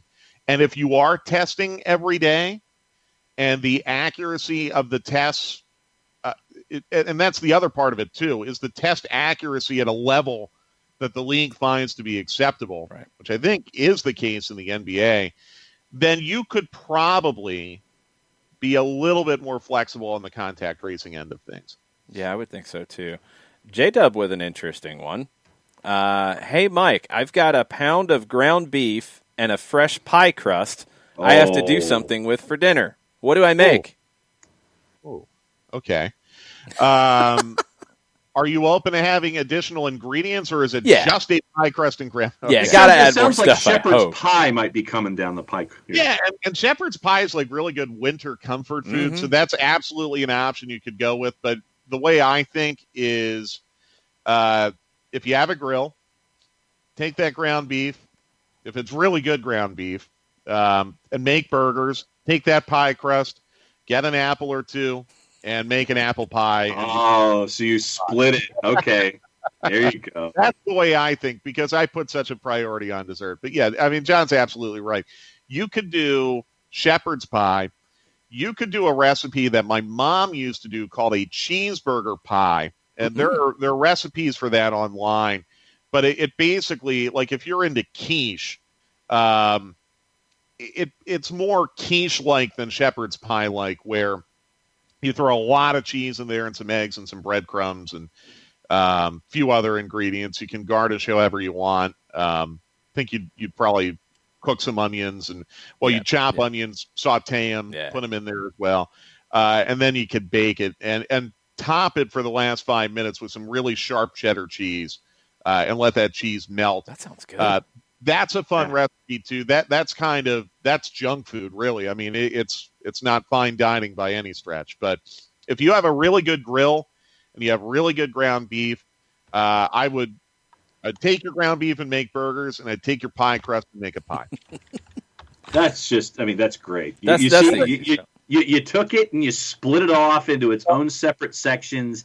You had a little bit before, you've got the after. I mean, that's why you're the master chef on this show. Oh, God, no. God help us all if I'm a master chef. The one thing I didn't ask, I'm going to assume this is just a regular pie crust. It's not graham cracker crust or Oreo cookie. Pretty sure it's regular. For the love of God, if it's a graham cracker crust, do not put your ground beef in the graham cracker crust. If it's a regular one, then okay, you can get creative with that.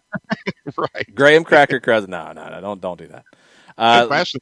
Last one from Burned. Will the Hawks win an NBA championship in the next 5 years? No. Just don't see it? No, I don't. I just don't. Unfortunately, we're seeing now it's really only the super teams that even get to the final. Well, I guess Miami got to the finals, and I don't know if you could necessarily call them a super team. They're a really good team. Yeah. But no, I just don't see it. I think the Hawks are going to be going into a very interesting couple of years where if they make a decision to let John Collins walk, all right, I understand that maybe you're not in the same spot as he is right now with salary and his desire for a max deal. He is going to be a restricted free agent. You can match anything that's offered to him, but someone could offer him a 4-year max. The Hawks kind of made a statement a couple weeks ago that they weren't there with him. Is something going to change in the next couple months that's going to put him there? I don't know. So if Collins is not with the team anymore, you've got to find two very good to superstar level players to pair with Trae Young. And I don't know if the Hawks are a destination yet where you're going to be able to do something like that. They'll have the money, but, those elite players that would make a difference, that would maybe transition the Hawks from being a perennial playoff-making team to a playoff-winning team. I just don't know if those types of players are going to come to Atlanta within the next 5 years. I hope I'm wrong, but I just don't see it at this point. What'd you think of the Harden deal, by the way? Yeah. I'm not a big fan of James Harden. I don't like the way he plays basketball. I don't like the way that he handled his exit in Houston. I don't like the fact. I think Shaquille O'Neal made a really, really good point that he demanded so much from the Houston front office. The front office gave him everything, and he still was a below-average player in elimination games for them, which could call into question his level of effort. James obviously loves to indulge in the NBA lifestyle, which is fine. That's his right. So I don't know. I mean, it makes Brooklyn very, very threatening from a scoring standpoint. But from a defensive standpoint, Brooklyn's going to get scored upon a ton. And if you look at NBA Finals games and the average final score in NBA Finals games, you're right, John. They are low scoring typically. So Brooklyn, look, they're going to be a conference semifinalist team. But what I keep telling people is in the Eastern Conference, Brooklyn, Boston, Philly, who's, up there near the top right now playing pretty well. At least one and maybe two or potentially all three of those teams will be out before you get to the Eastern Conference Final. And I haven't even mentioned Milwaukee, who's number one in the East.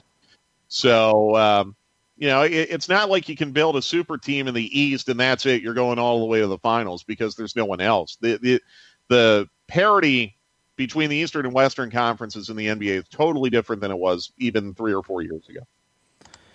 Well, we'll have plenty to talk about on stoppage time since we got deep into the NBA side of things today. NBA down and here. The cooking, which is good. Well, yeah, and Jason and I and Andy Bunker are going to be doing a Facebook Live show on the NBA starting next Thursday. Nice. So that was your appetizer. Yeah. But, 2 o'clock on the 92.9 The Game Facebook page. And we really do want to get in the super draft because Atlanta United does have a really valuable asset tomorrow. They have the 5th overall pick. You can get a really nice player at 5th overall. You know who the 5th overall pick was last year? Daryl Dike. Yeah. Daryl Dike. So you can get a really good impactful pick, or you could potentially use that as part of a trade. So we'll get into all of that at 2 p.m. We'll talk about Paul McDonough. We'll talk about Machop. We'll talk about the rumored signings that are out there as silly season gets sillier. Awesome. Thanks for hanging out, Mike. See you guys. Mike Conti. Make sure you're following him, Mike Conti929 on Twitter. Stoppage time, 2 o'clock, facebook.com/929 the game. All right. What else we got on the Twitters, John? Well, I wanted to get the breaking news sounder for this because I thought it was interesting. Okay.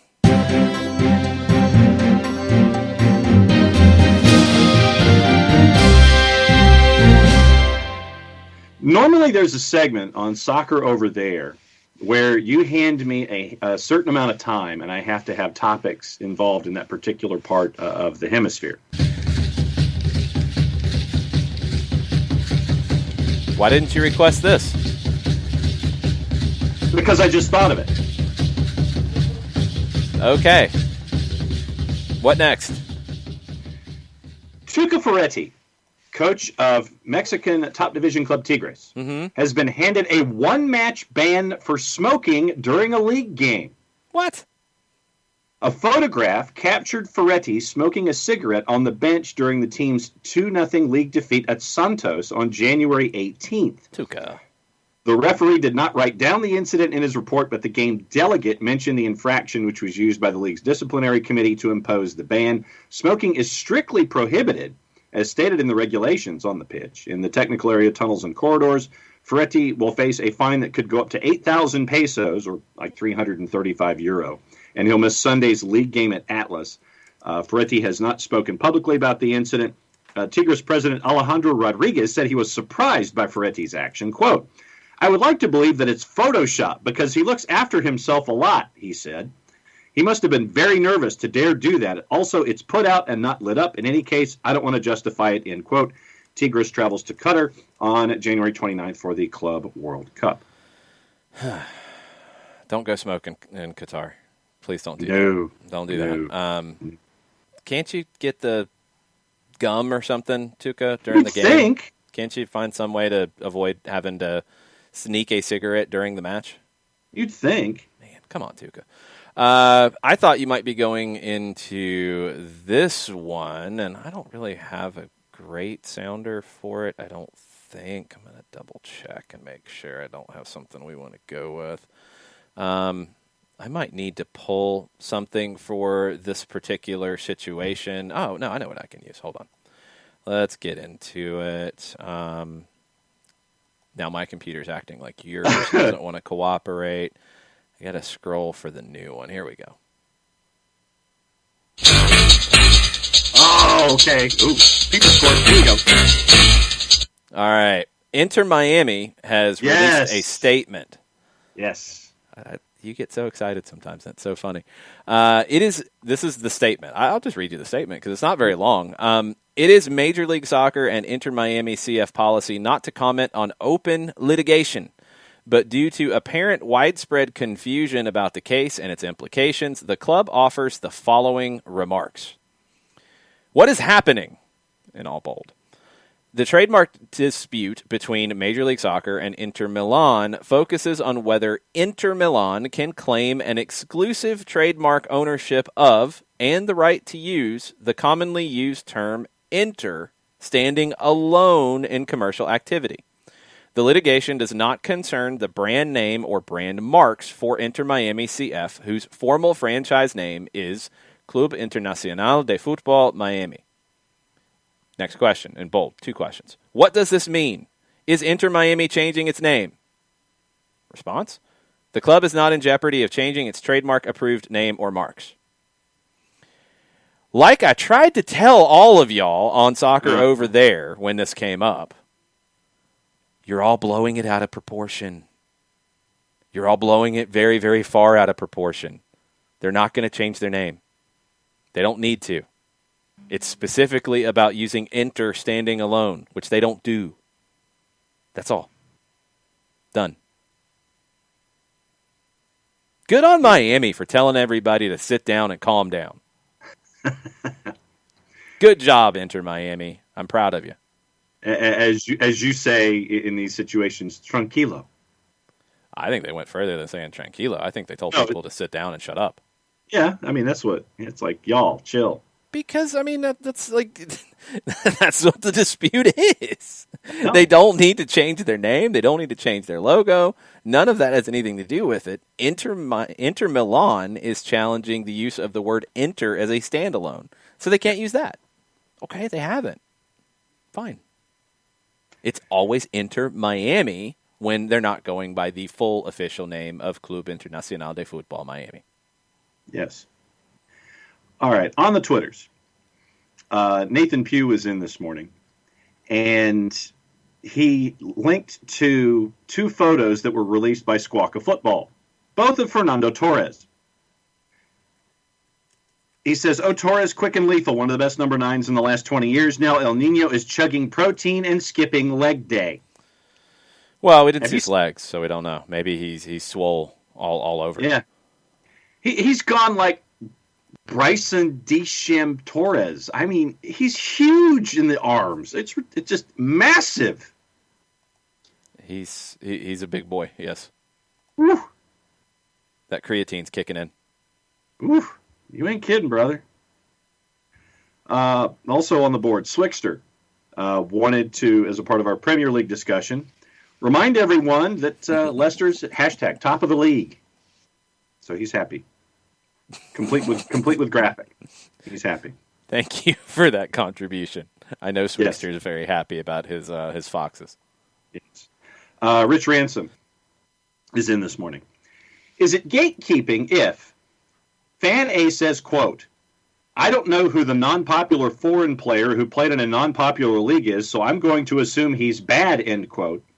And fan B replies, if you watched the non-popular foreign player in the non-popular league play, you would know he's good, end quote. No, that's not gatekeeping. Because the problem is the first person assumed that the person is bad because they didn't know who they were. That's correcting a false assumption. Now, if the person says, I don't know this player who is coming from this league, what can you tell me about them? And the other person says, well, you should be watching the third division in Mongolia and blah, blah, blah. Then that's some, I don't know if gatekeeping is the right word, just being kind of stuck up. Yeah. Is maybe more of the issue. But if the first person says, well, I'm assuming they're bad because I don't know who they are, then they're wrong. Yeah. That part's wrong. And yes, that should be corrected. You could probably do that in maybe a little bit better way, but sure. That needs to be corrected. Don't assume stuff. If you don't know, you don't know. It's okay. I'm trying to be perfectly honest with you guys. When stuff breaks, if I don't know everything about it, I'm going to learn about it, and I'm going to tell you what I'm learning. Because, no, I can't watch every league in the world, and I can't know every young player in the world, and I can't know if they're a good fit straight away and all that. I put in the time to do the homework, and I tell you what I learned. Those are the important things. Don't just assume stuff and then go off like you know everything about it and tell everybody, like, this player's no good. Well, why are they no good? Why do they not fit? They're not good. Well, can you give me more than that? They're not good. I don't know them. Okay, then you're not helping anything. Could you please go sit down and be quiet like Miami told everybody else to be? Yeah. Just, it's okay not to know everything about everything. That's what's wild about soccer. I mean, it's hard enough if you're getting ready for like the NFL draft and you're having to follow the college game and who could be picked and who's the right fit. You're talking 100 programs and you dial it down to where the player's being picked, and you're probably zeroing in on about 20 players or so, and you're digging into it, and maybe 10 to 15 programs. Okay. Signings for the six for Atlanta United, for example, could come from 26 different first division teams in Argentina, along with top flight leagues in Ecuador, in Uruguay, in Paraguay, in Colombia. Throw Brazil in, sure, potentially, maybe even Chile or Peru. That's, hundreds of teams. That's not even getting into the European picture. That's not even getting into Mexico. Like, you're going so far and it spreads so wide. No, you're not going to know everything about all of it. Put in the time and do the research and then give your opinion. That's all. It's okay. Tafka's in this morning in our discussion about scholarships and the Galaxy putting money aside for their players to go to Cal State Dominguez Hills. Tafka says, I'd love to see Atlanta put in a contract term where an academy player is guaranteed college funds by their club if they choose to so later, either online as a player or if they're ultimately dropped. Not the first time I've considered something like that. I'd love to see every club create a program like that as part of homegrown signings. Create a scholarship fund. And if you can create a partnership with a college nearby, if, like for Atlanta, you've got a lot of options in town. Even better. And if it's something that they can do alongside of being a professional as a teenager, great. But yeah, I like to see the teams have an inclusion of furthering these players' education. So if they don't make it, which, look, the odds are that they don't. That's just pro sports. The odds are that every player who signs doesn't become a 15-year professional. So help them have the platform to be successful when their professional career's over. And then wrapping up things on Twitter, a couple of grades from the halfway point. Tafka gave me a 7.2, strong start, bit of a rough spot in the middle, good finish. The airborne DJ Tom Russo gave me a 5.67. He says, holy crap, John, what's the hurry? And then Swickster says, and this is in all caps, so I might have to emphasize here. On the breakaway, he's 1v1. Look at the speed. What an emphatic finish. So All that's accurate. So that's Swixter for you in the morning. All accurate. A player who was linked to Cincinnati at one point, Lincoln, a Brazilian youth international forward, he has joined Vissel Kobe in Japan instead. That has been officially announced by the Japanese club. El Mataflow has a question for both of us. Okay. What are your and Jason's thoughts of Thomas Malthus? He fell for it. What are your thoughts, John? Thomas Malthus? Yes. I had to look up who he was. What are your thoughts on your research, John? That having to do with agriculture? Your thoughts have to do with agriculture, or he has to do with agriculture? It's like agricultural theory was what I came up with. Okay. And I was like, okay, I've never heard of this guy. And so I had to go, and I was trying to research while Mike was on, trying to figure out who Thomas Malthus was. He fell for it. Malthusian catastrophe occurs when population growth outpaces agricultural production. So I'm like, okay, that's not something I covered in political science. So do you have any further thoughts since the question was brought to the table and you brought it to the floor? No, it's like I said, that's all I know about the guy. That's what I've just read, like the last 45 seconds, bringing up Malthusian catastrophe. Okay. Thanks for bringing that up, John. Right. What we're here for. No, it's not. We're not here for agricultural, philosophical catastrophe talk. Population growth. No. No. So why'd you bring it up?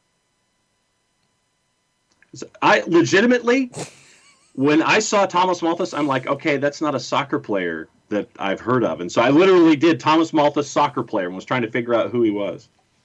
So trying to find information. So once you discovered that he had nothing to do with soccer, why'd you bring it up, John? Because it's a Well Past Wednesday. Ay, Dios mío. Okay. Y'all are all ridiculous. That's all I can tell you. You are the most ridiculous because you should know better, but guilty as charged. Hey, at least Rusty hasn't called. Yeah, that's also true. Okay. I'll try to get it back on the rails here. Other news that we have not discussed yet. Silly season rumors. We'll leave our friend Sergio Ramos for the end. DeAndre Yedlin, he is in the dark over his future as the club have not instigated contract talks. Like, really? Could you do something here, Newcastle? Yeah. Like, that shows you're actually a functioning club and think about things and strategy and what you're doing? Like, anything? Could you just look like you're normal, please? Somebody go in and rescue DeAndre Yedlin, please, and then go rescue Miguel Almiron and anybody else who has quality at Newcastle because they don't deserve this stuff. Callum Wilson should have known better when he took the really deal. He took the absolute paycheck leaving Bournemouth to go. He's stuck. He's stuck. Go rescue DeAndre Yedlin, please, somebody, since the club doesn't seem to want to talk about anything. Martin Odegaard.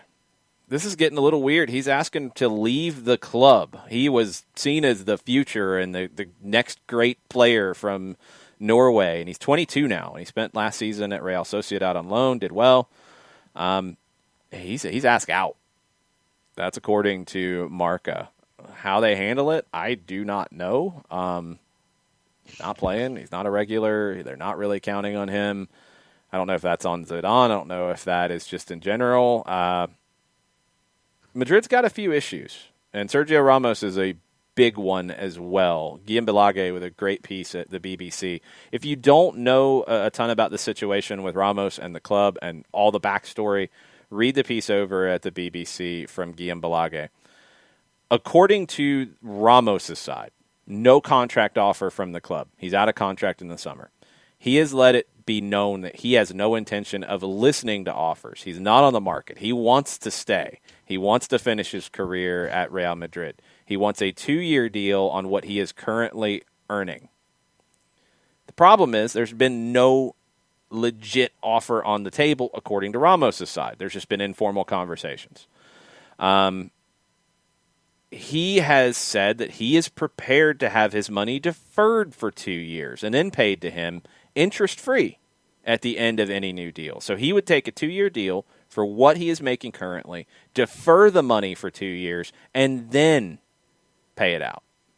Now, that's what Barcelona and Gerard Piqué did, except Piqué insisted on a 3% interest payment being added to the wages when they're finally paid.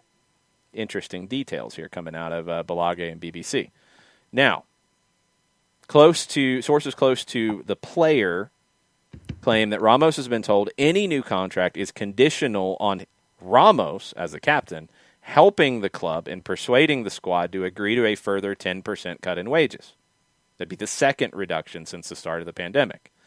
He's also being asked to factor that percentage into his new deal. Ramos would like the same money he's earning now, and then a negotiation of the COVID-related pay cut. He is constantly told for years and years about the club struggling with money. They're struggling with money now. It sounds like he's willing to negotiate, but he doesn't want a 10% cut. He wants what he's making and then cut a little bit, but he's willing to defer it.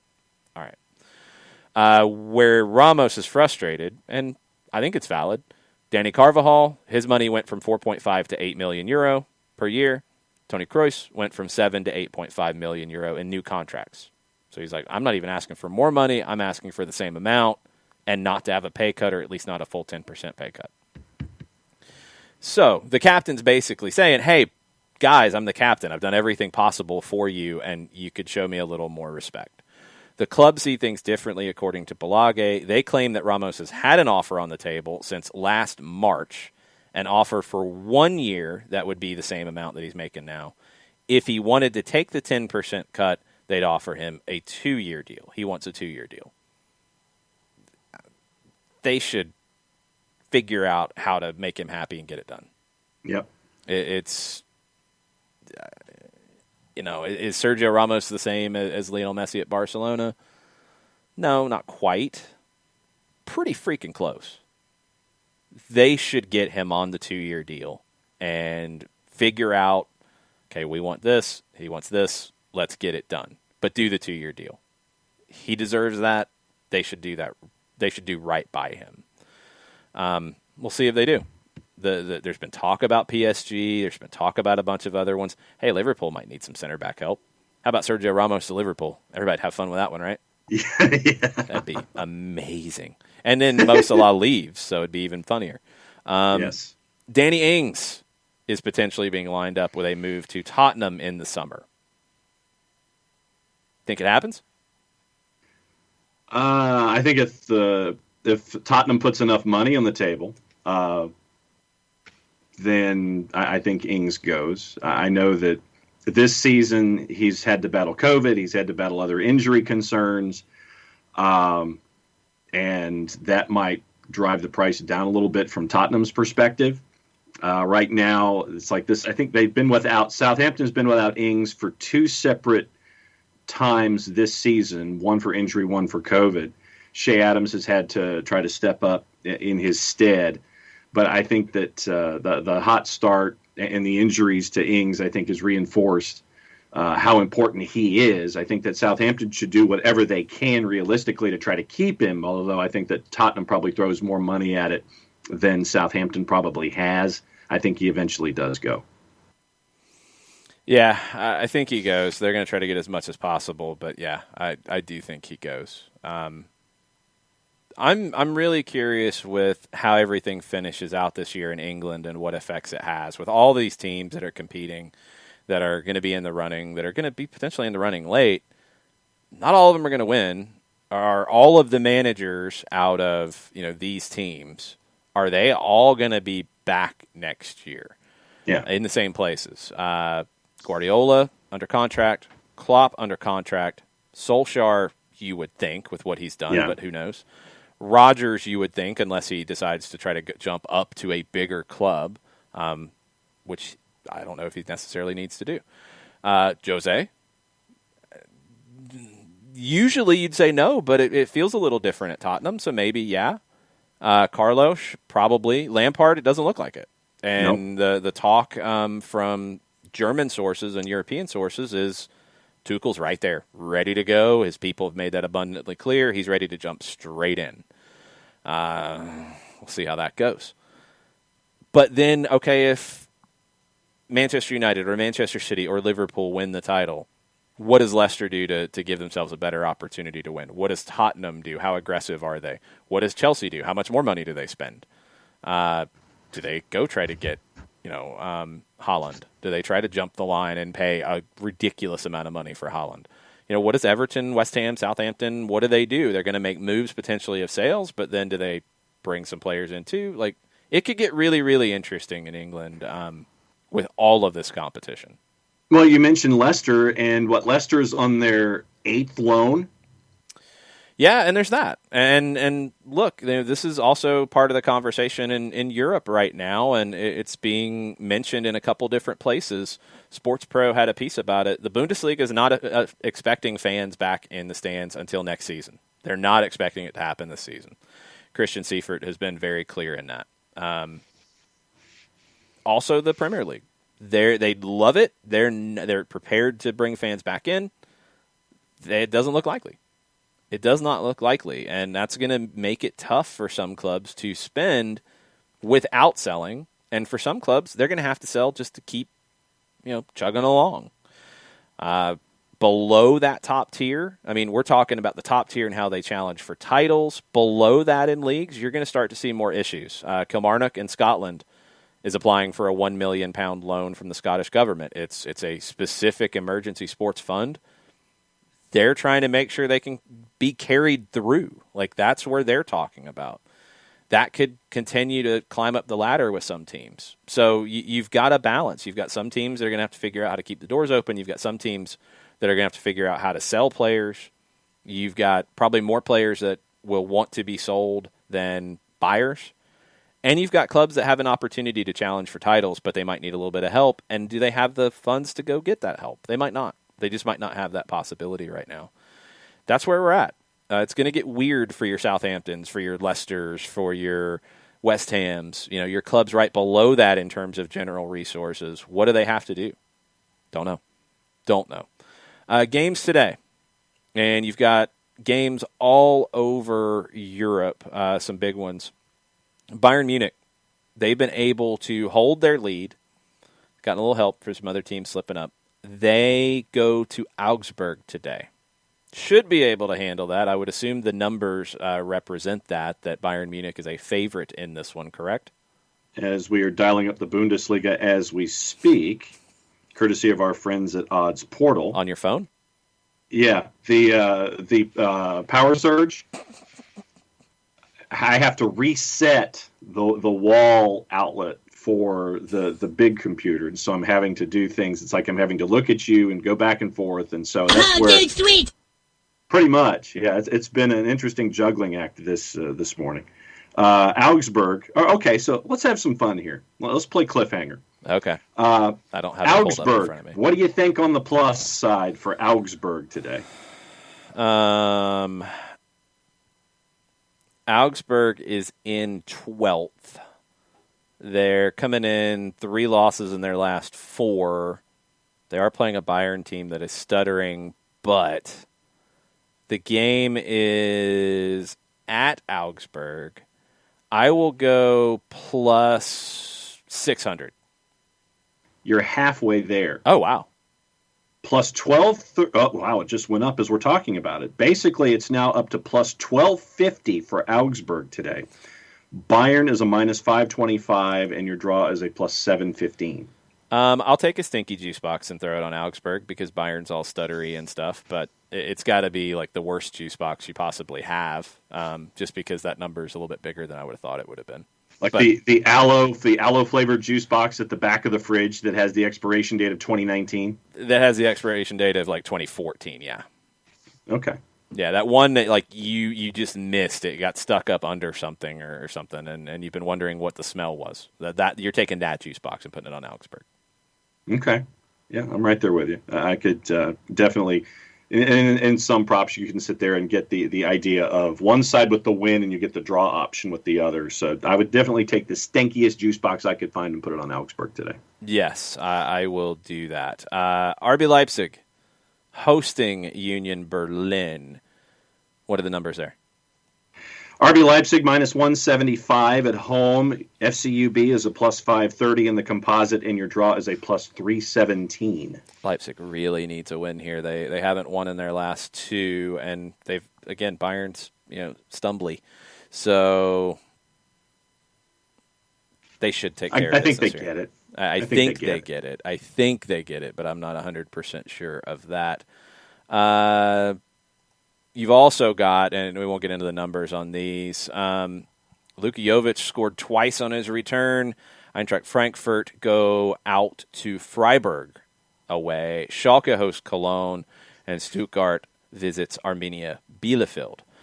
In Italy, things are reportedly getting a little squirrely for Andrea Pirlo and his future. I'm a little surprised by that because you had to know that he would be learning on the job. That feels a little strange.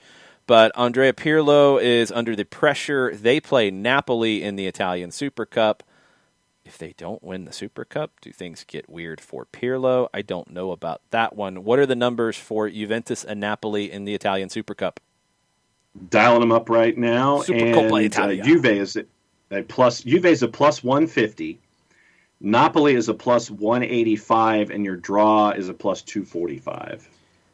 Give me the apple cranberry juice box on Gattuso and Napoli. I will take it. I was going to go cran grape on the draw for 90 minutes. No, I'm going Napoli. I'm not going to be gutless. Atalanta can move into third if they win at relegation threatened Udinese. This is a rearranged match. It was supposed to be back in December. Atalanta, what are the numbers on them? It appears that it was already played. Oh, well, there you go. A 1-1 draw, Udinese and Atalanta. Oh, that was the early game. So then, then you don't want to bet on that one. That'd be kind of bad. 1-1. Oh, yeah, that just finished. Okay, not good for Atalanta. That is not good at all for them. All right, Spain, you've got Copa del Rey going on. Real Madrid is back on the field in the Copa del Rey. You've also got some La Liga games as well. Real Madrid goes on the road to Alcoyano. They are third division. They did beat Huesca in the previous round. Madrid is winless in their last two matches in all competitions. Oh, if they don't win this, like Zidane's got to go tonight. Like he's got to go immediately. Yeah, it's like it's like Lane Kiffin on the tarmac. It's got to go. Yeah, you get Kiffin. Real Sociedad's visiting third division club Cordoba. In the league, you got Villarreal hosting Granada. You got Celta Vigo visiting Betis, and you've got Huesca, who's in last place at Getafe. One thing on Barcelona, real quick, you've got this Messi suspension for 2 games based off what happened in the Super Cup. They have tried to get it cut down to 1. We'll see where that falls. The presidential election getting delayed, Joan Laporta is a little concerned that this is going to affect Lionel Messi's future. He said, Messi can be convinced. I think he wants to stay. The conversation I must have with him will be the serious one when we can offer him something firm. The delay to the elections does not benefit Barcelona or the renewal of Leo, who needs a president and a board of directors to renew. Laporta has kept the door open for Messi hanging around Barcelona after his playing days are done as well. When he stops playing football, Messi will be given the role he feels comfortable in. But for the time being, he wants to continue playing football. And if he wants to have a football experience in America later on, it would be enriching for everyone. That was an interesting comment from Joan Laporta. Mm-hmm. There has been that rumor of Barcelona getting involved in working with MLS and getting Messi into MLS at some point with the potential of a Barcelona-backed club like what Beckham did. Okay, let's see what all that looks like. I'm very, very skeptical of it, but Laporta is making it clear he wants to keep Messi, but Now you're not going to be able to have that conversation in the last week of this month. Does the delay give Messi the opportunity, if he wants to take it, to go talk to people? It could. He said he doesn't want to. He said he doesn't want to deal with that until after the season. I'm still going to take him at his word. But yeah, it's just more uncertainty on top of uncertainty. Another thing out of Spain, Atletico Madrid want Diego Simeone to sign a new deal, keeping him at the club until 24.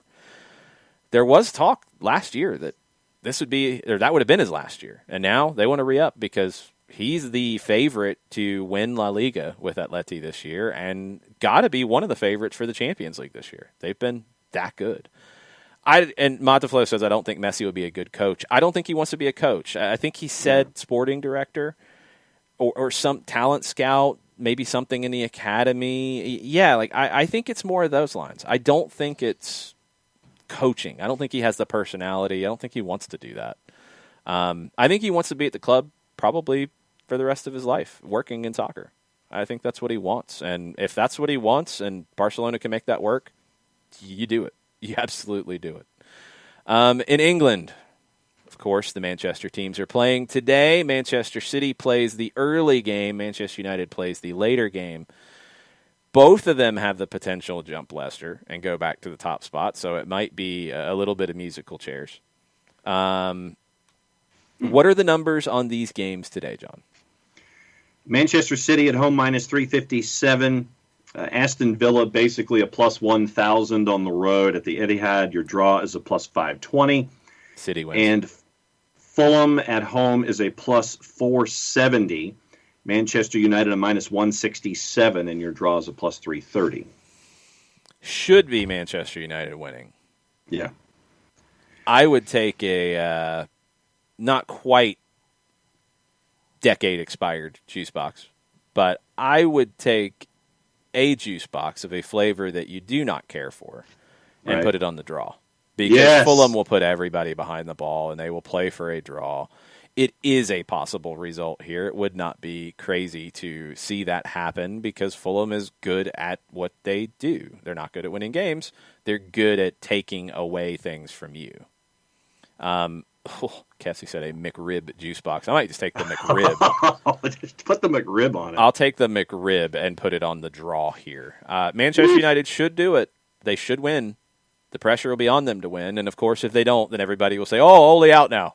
Yes. But Fulham will make it really, really difficult for them. They will. Mm-hmm. I don't think that's going to be an easy one at all. I think it's going to be 1-0, and it might be something funky. It might be late, and then 15 or 20 minutes to go, something like that. I'm thinking it's Pogba late. It's a late moment of brilliance, and they get a 1-0 win. That's my pick for the game. Yeah. But with that number on a draw and with Fulham's ability to get draws, yeah, if you got an old juice box you don't like, throw it on it.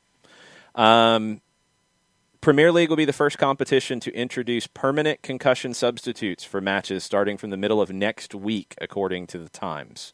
We will keep you posted on that. That door's been opened up by IFAB, by FIFA. We'll keep you posted on the official announcement there. It's beyond necessary at this point. A couple things on Leicester. They went to 12-0-0 when they score first this season, as they did against Chelsea. Their points total right now, they are 1 point behind what they did when they won the title. They were at 39 points at the midway point then in 2015-16. They are at 38 right now. So they are on that kind of a pace. I think they're going to have more competition this time around, but they are 100% in the mix. There's just no question about it. You've got games in France as well. Marseille is in action today in Ligue 1. They are hosting Lens. You can watch that on Fnatis, fntz.co/soccer down here. I believe it's on one of the BN networks. You've got games in Turkey. You've got games all over the place. You've got games in the Brasileiro in Brazil. That's also on Fnatis with the Brasileiro pack. Lots of stuff today. Another thing to keep an eye on, River Plate returning to training after taking a week off. Marcelo Gallardo will be meeting with the front office. This is what he typically does. The questions he has for River is, what are we doing with the players who could be leaving right now? What are the finances right now? What does our roster look like, not just for this upcoming short competition, but for the later competition? What's the year look like? He's under contract for the rest of the year, but this is how he's operated. Season ends, he takes a break, he comes back, sits down. What's the plan? They decide to continue at that point. More than likely, he's going to continue here. He wants to keep Enzo Perez. There is talk about Trabzonspor being interested in making an offer. Frank Armani wants to stay through 2023. He wants to extend his deal. We'll see if that gets done. Gonzalo Montiel is out of contract in June. Talk about him leaving. Ignacio Fernandez, Atletico Mineiro could be making an offer for him. Gallardo just wants to make sure that he's going to have the pieces to compete in the two competitions domestically, the Copa Argentina and the Libertadores, because that's the biggest thing for this team. What do they do in Libertadores in 21? He wants to make sure he's got a strong enough squad. So keep an eye there. Boca is supposed to be coming back next week to training. There are some questions about what Boca does going forward, too. Those are the big teams in Argentina that people will be looking at. We'll also be getting ready for the Copa Sudamericana final this weekend. That's going to be a big one. Lanús and Defensa y Justicia. That's available on Fanati's and the BN family of networks. We'll get deeper into that in the next couple of days. Tomorrow will be a lot of Super Draft talk. Kevin Egan will join us tomorrow to preview what Kevin and I are doing. We're doing a draft recap show for Atlanta United. It'll be on the social media channels in the evening tomorrow. If there's a draft pick, we're going to talk to him. We're also putting together some stuff on Machop Chol. If there are second and third round picks, we'll tell you about them, where they can fit in. We'll kind of recap the draft from a league perspective as well and talk a little bit about what Atlanta United's looking like for 2021. It'll come out tomorrow evening on the Atlanta United social media channels. But Kevin and I will be on full draft coverage tomorrow with everything. 3 rounds in the draft. I think it's 3 minutes per pick. It might be a little bit more in the first round and then dip. That's how a lot of drafts go. I know 3 minutes is the thing, maybe for every pick or at least for the later picks. But it's 3 rounds, and Atlanta United picks 5th in each round.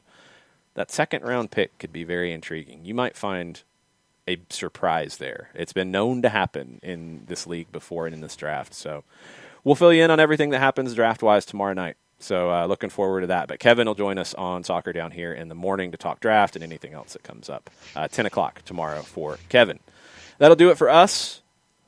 It's a big day. I know a lot of people are going to be flipping over to news coverage the rest of the day. I hope this is a positive day for everybody, and we are all looking forward to that light at the end of the tunnel that we've been trying to find for a while on a lot of things. This is supposed to be a hopeful day for the country, and I hope that it is this time around as it should be. And we'll see. But you guys can go take that hope out into your own worlds. If other people don't want to have it, you can have it, and you can make the world around you better. That's what we can focus on. So Please go and do that today on a big day in this country and bring some positivity into the world around you. We'll be back to try to bring some positivity to the soccer world tomorrow morning. Or maybe not. We might be yelling about things. This has been known to happen too. We'll do our best. We'll be back tomorrow. Mucha platiel. Mucha platiel.